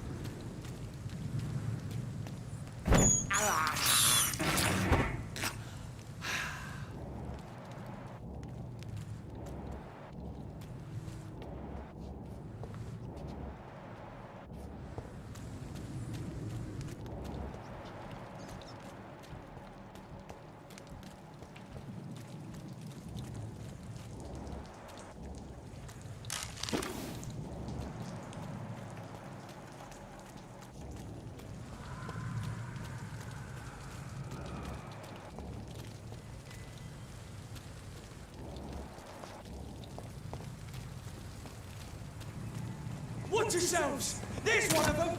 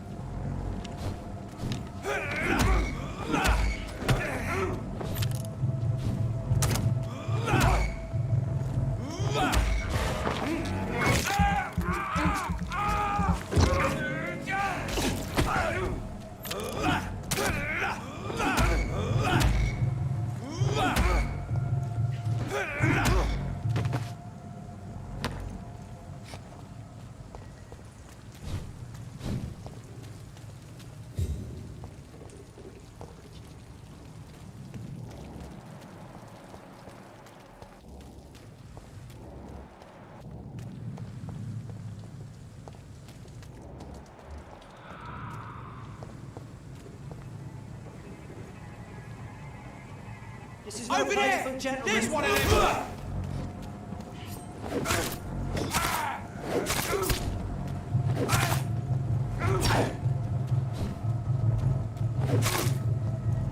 Die, vermin!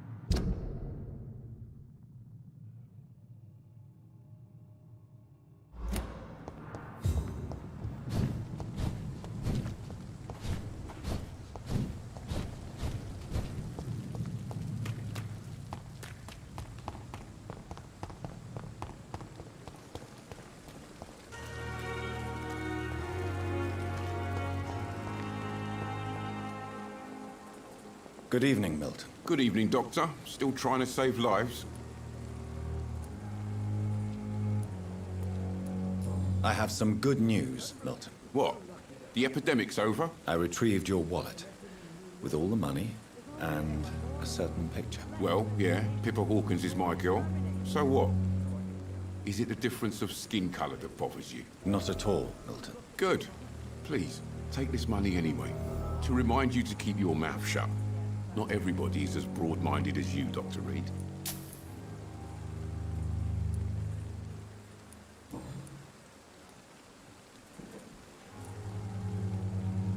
What's going on between you and Nurse Hawkins? Pippa's tired.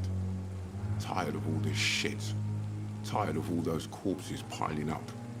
She's as depressed as I am.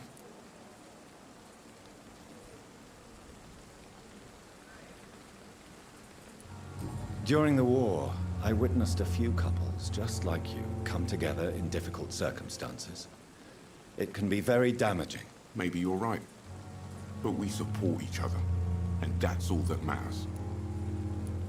You do realize you could both get fired.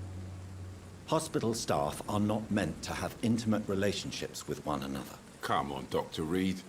Do you know how many rules are broken in this hospital every day just to keep it running? There's nothing wrong with what we're doing. Tell me why you're extorting money from some of the patients here. If a patient wants a bed, he'll have to pay me a little fee. That's all. Where did you get the idea for such an immoral scam? Funny you should ask. The first time it was from a patient who bribed me to get a bed. It's only then I realized I could make a fortune. Goodbye, Milton.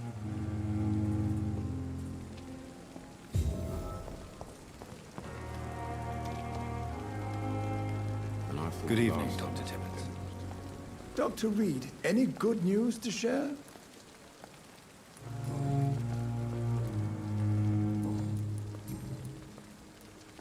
You're exhausting yourself, Corcoran. Maybe you should think about preserving your strength. No. We must keep on healing all those poor souls. We are the last rampart before chaos. Once more unto the breach. Nurse Brannigan is worried about you, Doctor. She should not have told you that. I will have a word with her. You don't have to blame her for her honesty. I'm not that kind of man, my dear Jonathan. Actually, Nurse Brannigan's opinion is the only one I may listen to. You're exhausted. No. Nurse you don't... Goodbye, Dr. Tippett. Good evening. Doctor... Goodbye, Doctor.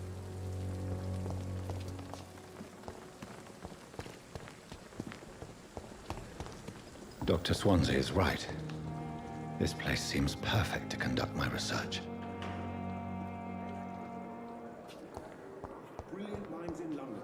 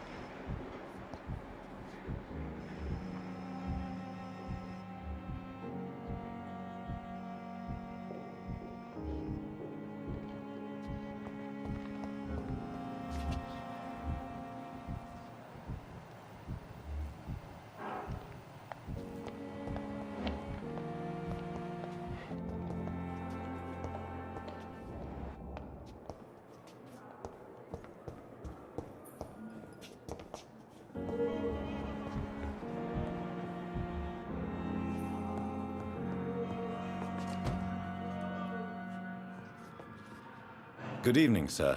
I'm Dr. Reed. I believe we're going to be colleagues. Reed? Yes, I've been informed about your arrival.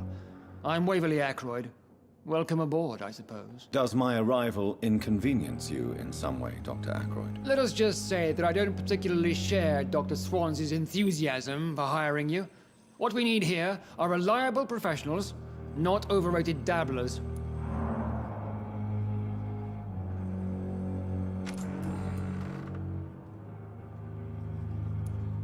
If you have a problem with me, Dr. Ackroyd, please feel free to tell me. Dr. Swansea has imposed your presence on this hospital without asking anyone's advice.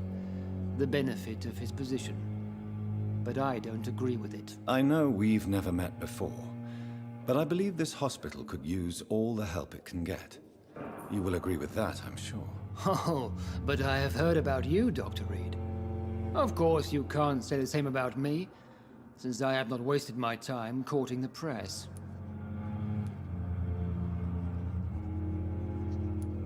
There is no need for such animosity between us. Don't you think the epidemic is already enough to deal with? That is one point we could agree on. And that is precisely why I want to be sure that you will be of help to this hospital, instead of a burden. Since your tenure in this hospital is longer than mine, perhaps you can tell me more about this place. Let's just say I'm tired of the carelessness around me. I have always respected the skills of Dr. Swansea, but over time his enthusiasm has become displaced. Carelessness? Exactly what are you talking about? We're here to save lives. The people who trust us are not volunteering for experimentation. They're here to be healed. I don't intend to run any radical experiments, Doctor. Even if I, as any good practitioner should, express an interest in pushing the boundaries of medical research. Modern medical methods were created through audacity and ego. But there are rules in our line of work, and they're here to protect our patients.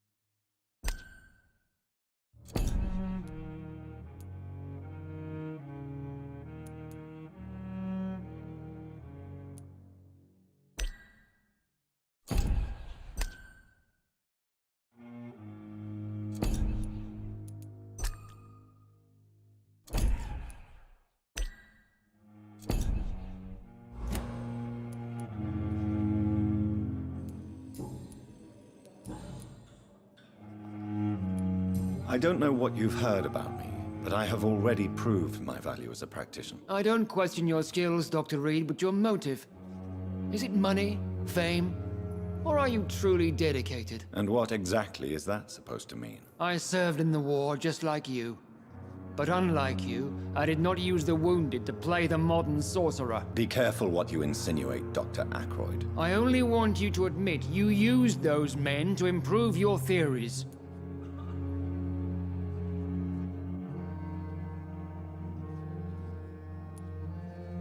Knowledge has always been and will remain our main weapon, and it has always come at a price. And personal initiative. It is not a question of initiative, it is a question of integrity. These men and women have put their faith in us, Dr. Reed. It seems you have bad memories of your military service. I refuse to see this industrial slaughter as scientific progress. War only reveals the worst in men. We can at least agree on something, Dr. Ackroyd. Thank you for your time. We'll talk later.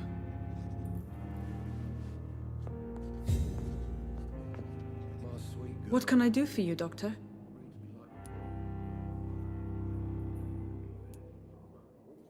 Thank you, Nurse Crane. Waste your time with me.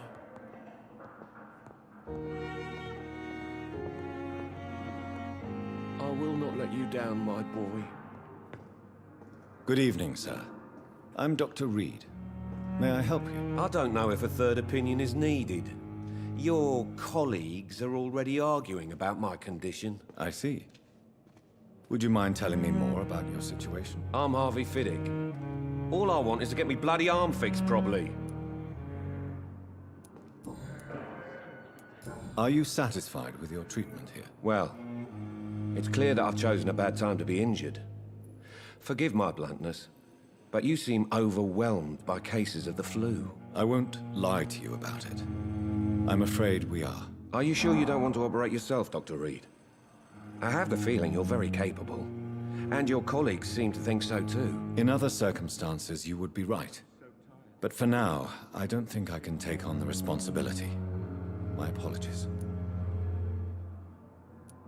Tell me about yourself, Mr. Fiddick. I'm just a regular guy waiting to get his arm fixed, so I can return to work and to my family. I was more curious about what you were doing before being hospitalized. I'm a carpenter, and a good one too. But that means I need both arms to feed my family, Dr. Reed. Tell me about the doctors who are arguing about your case. Strickland and Aykroyd. They both want the best for me, but there's a lot of pride there. Doctors are no different from carpenters, it seems. What do you mean? I often had professional arguments with rivals on a building site. Difference is, I disagreed about wooden nails, not flesh and bones.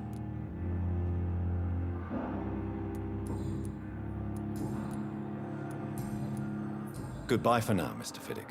I'll see you later. You always knew the words to calm the children, Helen. As for me, what a blundering idiot.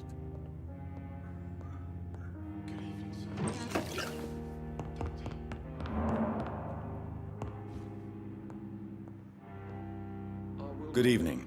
I'm Dr. Reed. Can I help at all? No. Really? Why are you here, then? I don't want to talk. My throat hurts too much. I suppose that this pain is the reason you're here. Is someone taking care of you? Yes. And no. Could you at least tell me your name, sir? Mortimer. Mortimer Goswick.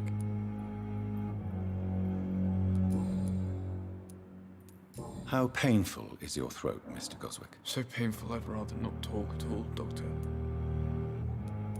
I'll let you get some rest, then. I'm all right. Don't waste your time with me. Good evening, Mr. I'm okay. How So painful. I'm sure you realize a doctor and his patient have to communicate. Not really. I see.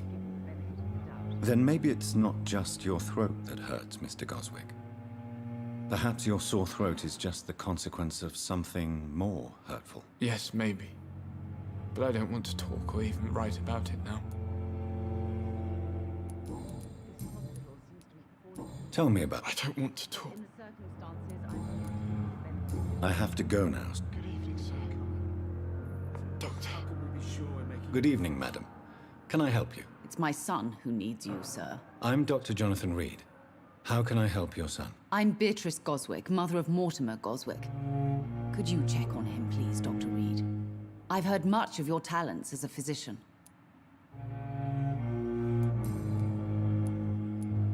What can you tell me about yourself, Mrs. Goswick? Not much to say. Just take care of my Mortimer and I'll cover all the expenses. That's all that matters. May I ask if you have an occupation, Mrs. Goswick? I'm a teacher by profession. I teach young women who are more ambitious about their futures than their families. Are you really that rich? Most of the patients here are of a more humble origin, if I may say so. Yes, thanks to my husband. May he rest in peace. I can cover any needed medical expenses. What do you think of your reception here? Any complaints? I have had the uttermost reservations about this hospital since we arrived. But we had no other choice, considering the state of emergency. Is there something in particular that's bothering you? Some of the staff were not...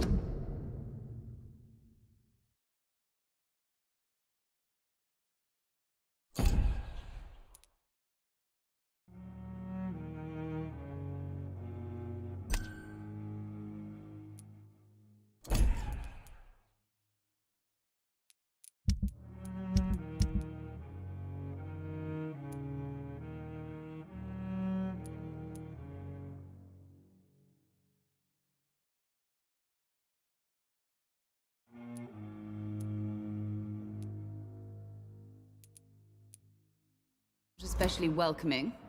I suspect they're not accustomed to dealing with patients of such social standing. Tell me more about your arrival at the Pembroke Hospital.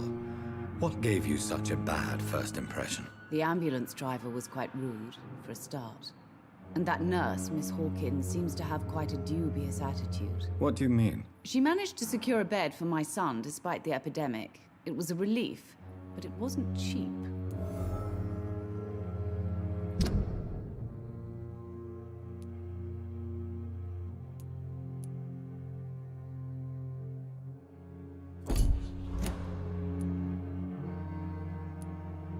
I share your concern, Mrs. Goswick. Be sure that I'll talk to the people involved. I don't expect compensation, Dr. Reed. But I'm aware such behavior would not be tolerated in other hospitals. She charged you for a bed? Yes, and I paid without question, considering the urgency of the situation.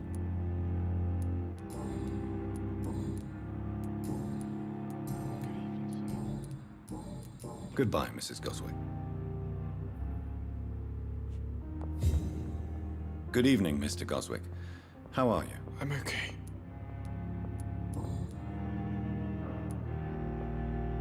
Why did your mother have you hospitalized here? She seems convinced this is a bad hospital. My mother just wants the best for me. She won't rest while I'm here. She'd go all the way to hell and back to help me.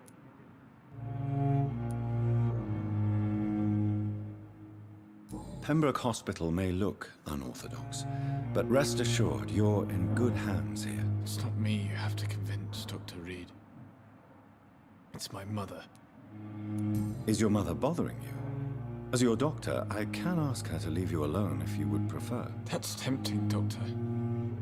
But you have no idea what my mother is capable of. She would tie herself to my bed if you asked her to leave. How so painful?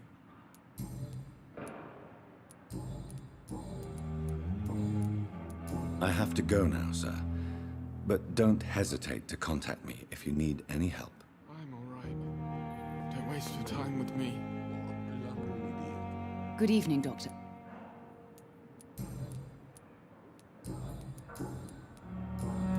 Goodbye, Miss.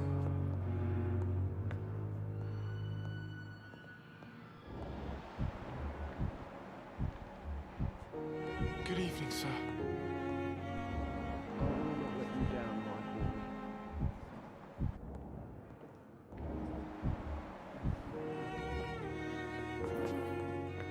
Good evening, Doctor. I believe we're going to be working together. Dr. Reed. Dr. Swansea informed us of your arrival, but I could not dare to believe we'd have such good fortune. Such an honor, sir. Thank you. And you are? I am Thoreau Strickland, Dr. Thoreau Strickland. I'm a great admirer of your work, Dr. Reed.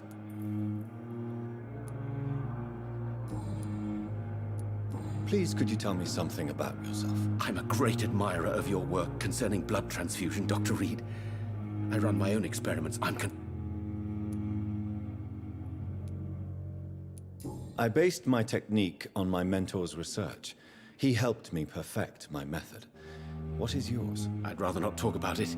For now, it's just theories and first approach. My process is purely experimental and unsuccessful. As long as you're cautious and methodical, you may remain...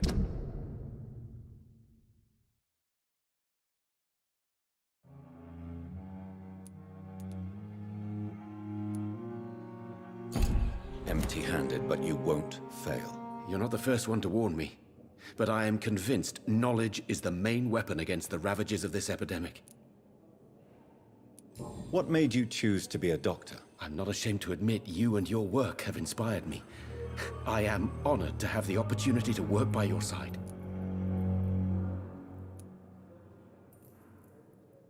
It's always a pleasure to share scientific and medical knowledge with someone eager to learn. I'll be glad to help you if I can. This epidemic may be the century's most terrible disaster, but I'm convinced that we, as doctors, are the only ones able to defeat it.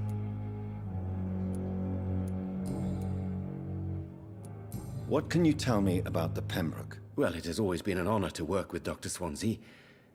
But with your arrival, I can't think of a better opportunity to learn about blood transfusion. You seem quite optimistic. It's a rare and precious attitude in these difficult times. I'm convinced that this epidemic is a test of endurance and dedication for us men of science. Questions remain about our capacity to resolve the situation. True, true. Last summer, during the first wave of the epidemic, I used to joke with Milton about the extra work. We're not smiling now. Do you need help with anything in particular? Well, yes, maybe. I'm waiting for a batch of products I ordered for my personal research, yet my supplier seems to have vanished. Do you want me to play the errand boy for you? Oh no, Dr. Reed.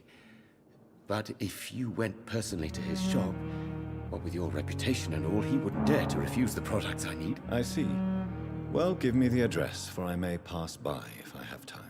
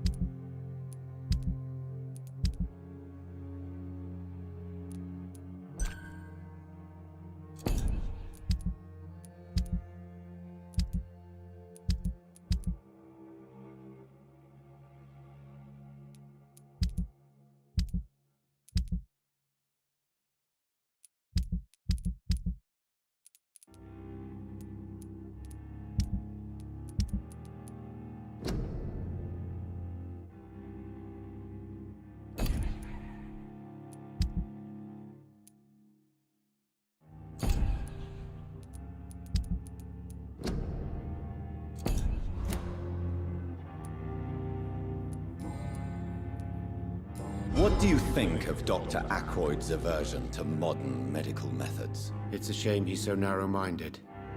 Dr. Swansea taught me that science is about exploring uncharted territory.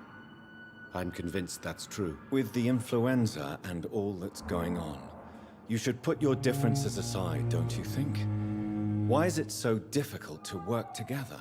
I believe that if Dr. Ackroyd had been the one to discover the transfusion process, he would be the first to recommend its use. So you believe it's just a question of jealousy and pride? Dr. Ackroyd is as proud as he is blinded by his obsolete concept of medical science.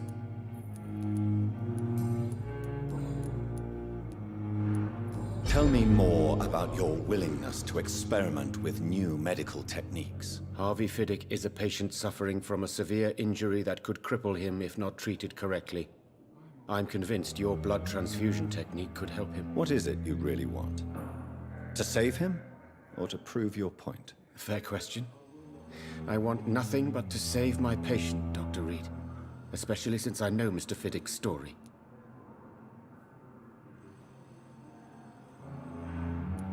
Tell me Mr. Fiddick's story. Our first diagnosis was compromised because Mr. Fiddick lied to us about the real origin of his injury. He first claimed it was an accident. But why would he hide such crucial information from us? Because he is a proud father, ashamed of putting his children at risk because of his own negligence.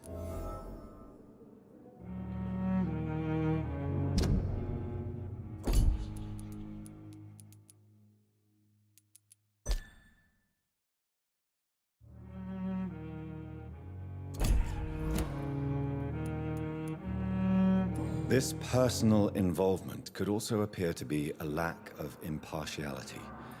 You must know that a good surgeon must remain neutral. I agree. But that does not excuse Dr. Ackroyd's behavior, a man who did not even take time to converse with his patient. Do you think keeping his distance was a mistake? All I know is that I'm taking care of human beings, with desires, hopes, and fears. Not some biological machine comprised of blood, bones, and flesh.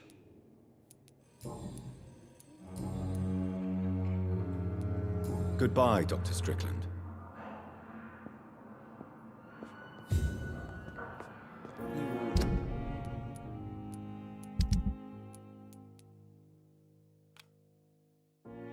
Words to calm the children, eh? As for me, what a blundering idiot.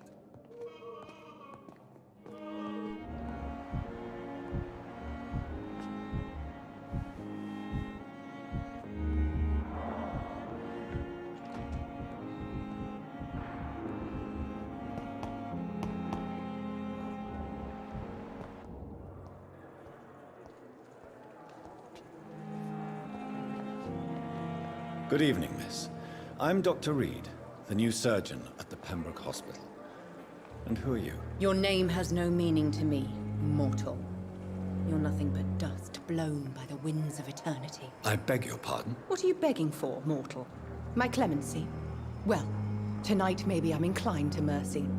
You'll never forget the night you met Thelma Howcroft. You keep calling me mortal. Why is that? And if I'm mortal, what are you? Well, Dr. Reed, if you must know, I'm a vampire.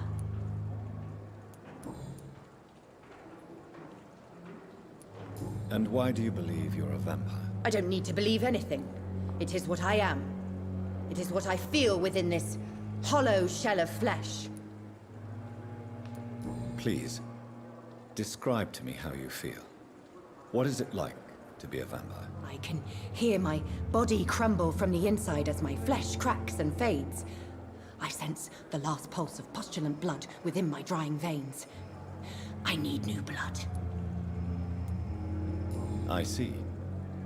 Have you ever heard of Cotard syndrome, Miss Howcroft? Never. It's a mental illness discovered by a French neurologist named Jules Cotard.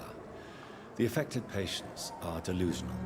They believe that they are putrefying, that they are dead, a ghost or a ghoul, or in your case, a vampire. Delusional, you say? Oh, sad and petty mortal.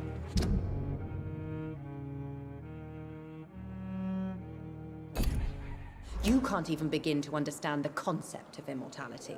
And you think it is I who am delusional. I'm assuming you must be a patient here. Am I right, Miss Howcroft? It's only a cover. To hide from my enemies. I can leave whenever I want. As a woman, a spirit, fog, or bat.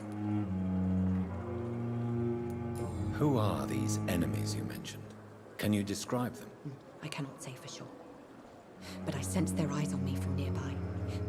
I feel them watching me every time I visit the garden near the morgue. The staff here are not your enemy.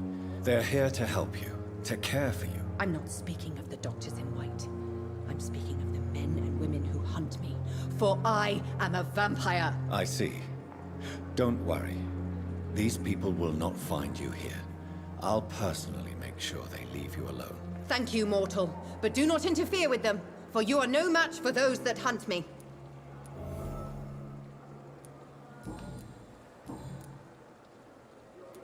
I'll leave you, Mistress of the Dark, to your nocturnal activities.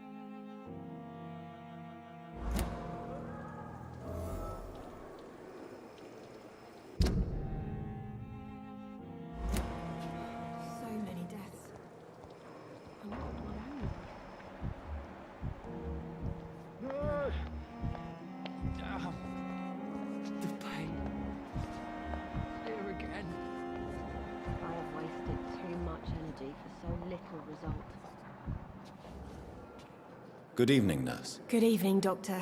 I don't think we've been introduced yet. My name is Pippa Hawkins. And I'm Dr. Jonathan Reed.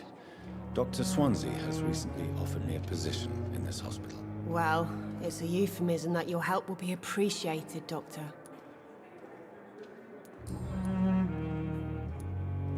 How would you describe the situation at the Pembroke Hospital? It's serious. The flu is wreaking havoc among...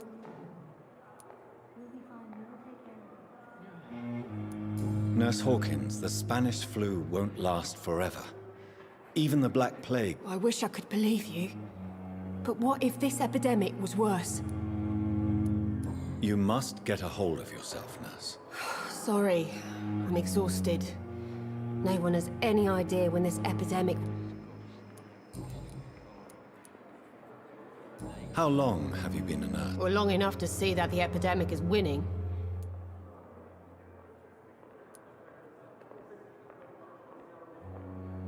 You'd be surprised what dedication can achieve, Nurse Hawkins. In medicine, sometimes we're just a test result away from a miracle. Sorry, Doctor. I don't want to sound bitter, but I'm just too tired to give a pep talk like Nurse Brannigan. How is the Pembroke staff coping with the epidemic? Well, not well. Milton, the ambulance driver, is even more grumpy than usual, especially concerning doctors.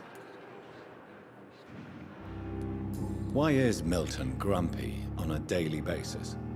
Is it just an act? Milton's not the kind of man who's bothered about a bad reputation, whether he deserved it or not.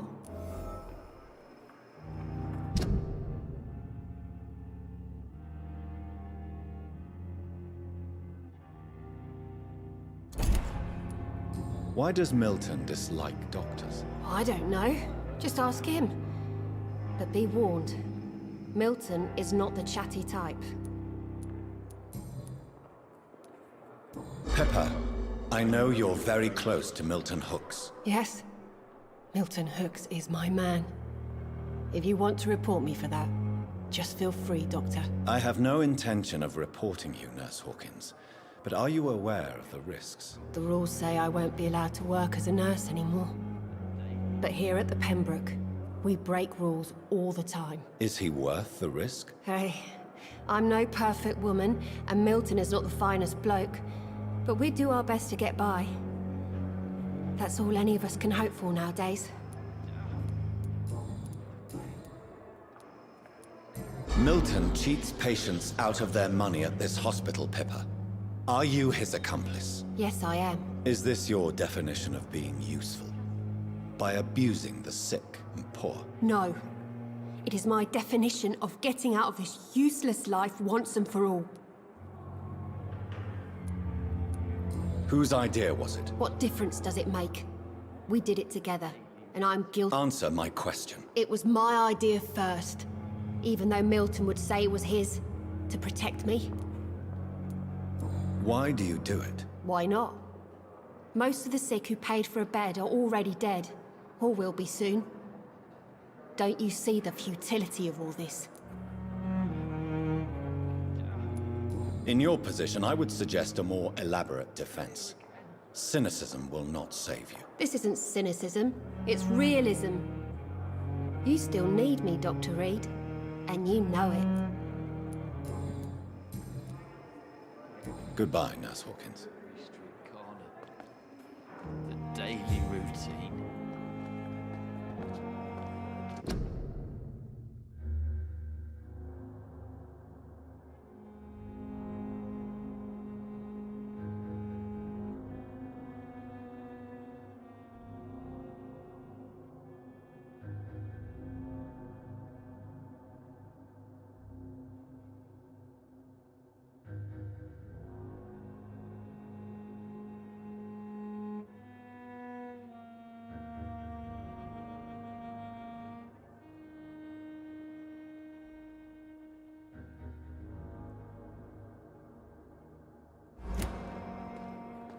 Good evening, sir.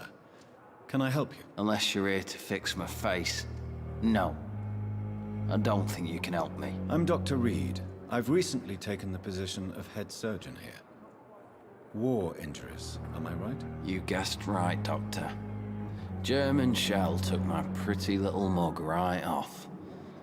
But they still call me Thomas Elwood. How is your stay with us, Mr. Elwood? Oh, it's bliss. I just escaped death in the trenches to be surrounded again by the moans of the dying. Can I ask you precisely why you're a patient here? It's the pain, sir. The drugs don't work. It just hurts under the scars, if you get my drift. Can I do anything for your pain? Nurses gave me a bunch of pills. No effect. Told you. It's like the flames are under my skin, burning away. Who is treating you? Is someone in particular looking after your case? Nobody since the old and tired doctor spoke to me. Started to think I was forgotten about. Wouldn't blame you. You don't seem worried by that. My face hurts so much more when I smile or cry. I've learned it's easier not to speak. But be assured I'm smiling inside.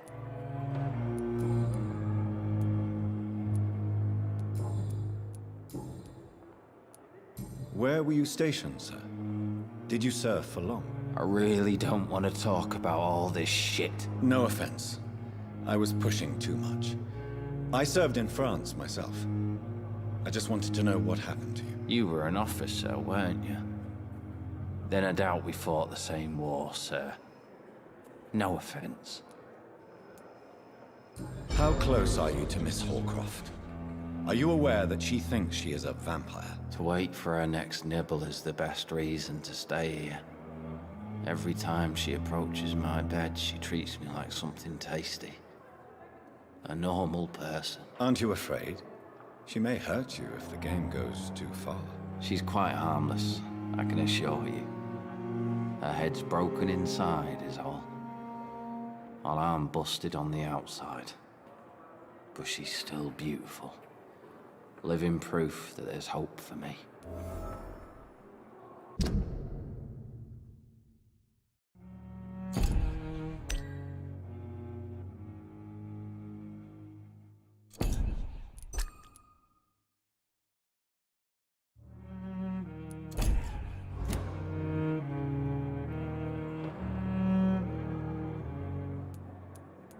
You do realize she's mentally disturbed. It's called the Cotard syndrome. She truly believes she's a vampire. In her madness, she never refers to my scars. And frankly, if I could, I'd join her world. It seems much more fun than the real one. So do you let her bite you? You know that's not sanitary. And why not? She's only supping a few drops of my blood.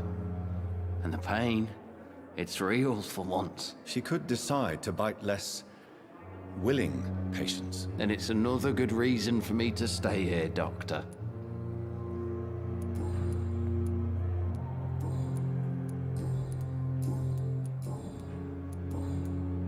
Goodbye for now, Mr. Elwood. You disgust on every street corner. The daily route. Good evening, Mr. Hampton. How do you feel? Dr. Reed, is it? Oh, sir, I must apologize for my behavior. What do you mean? I was not myself in the factory. Fear and exhaustion made me say awful things to you, I'm afraid. You remained perfectly nice and polite. A little delirious, perhaps. But who wouldn't be after enduring an abduction? Thank you, Doctor. That's a relief. Now all I need to do is rest and return to my flock.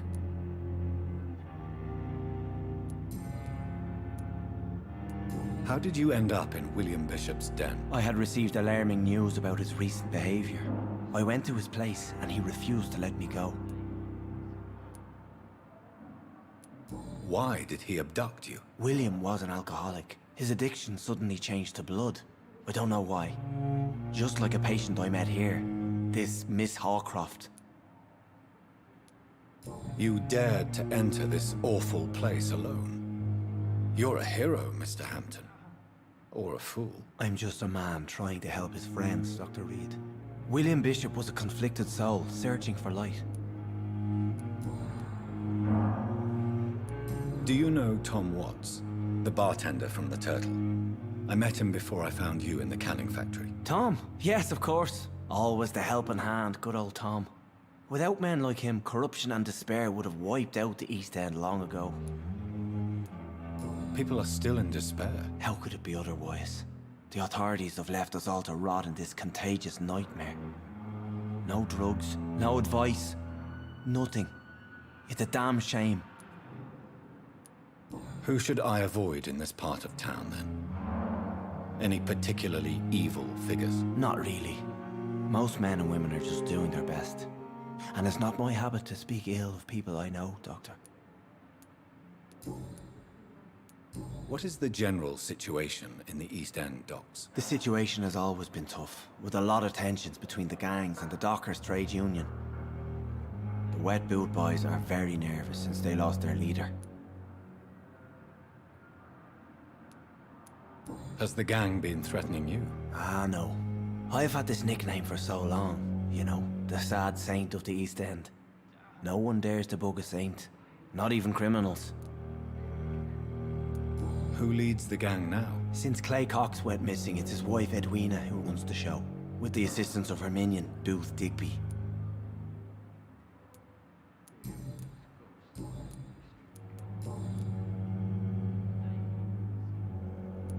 Have you made friends since you arrived? Not really, but I recognise Miss Harriet Jones.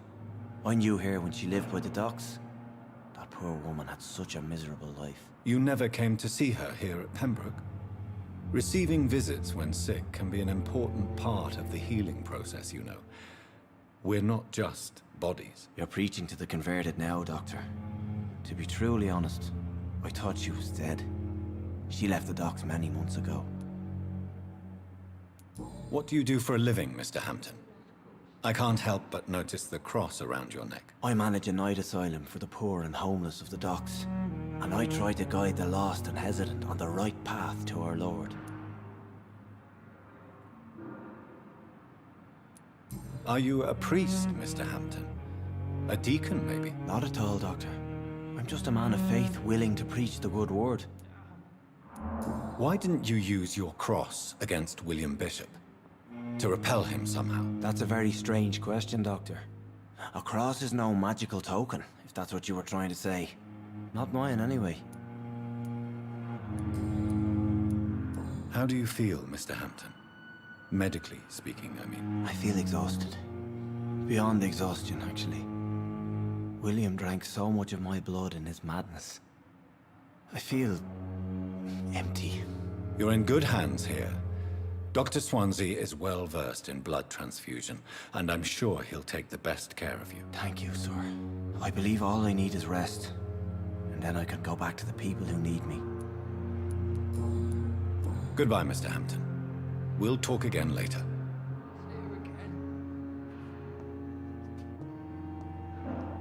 It's locked.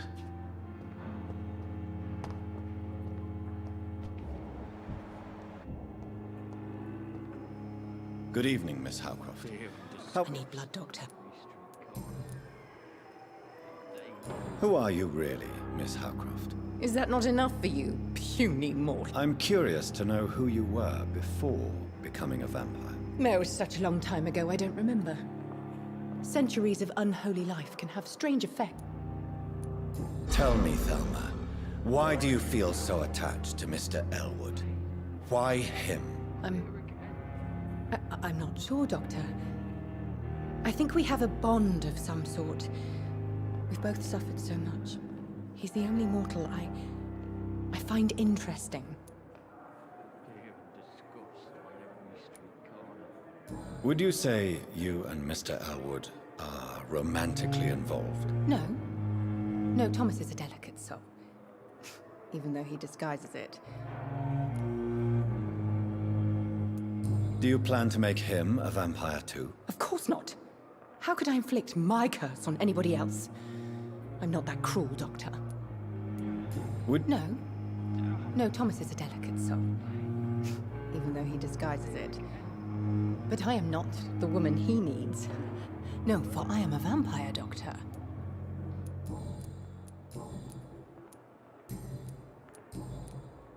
I'll leave you, Mistress of the Dark, to your nocturnal activities.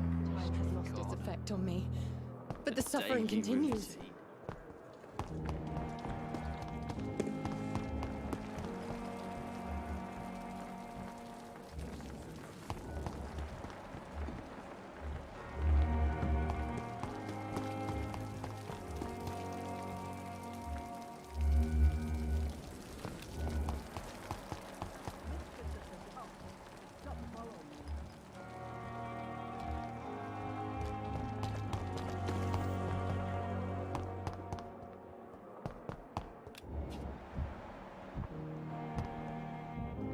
It's locked, all right. Street corner. The daily routine.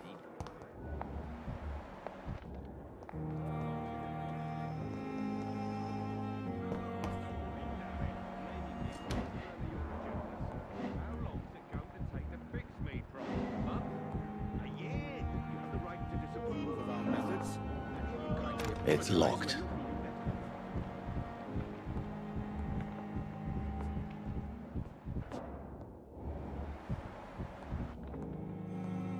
You always knew the words to calm the children. Stop blundering, idiot. We're making a difference.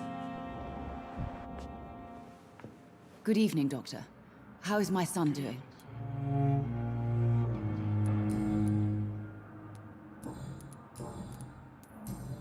Goodbye, Mrs. Goswick. Good evening, Doctor. How is my son doing? Goodbye, Mrs. Goswick. Good evening, Mr. Goswick. How are you? I'm okay.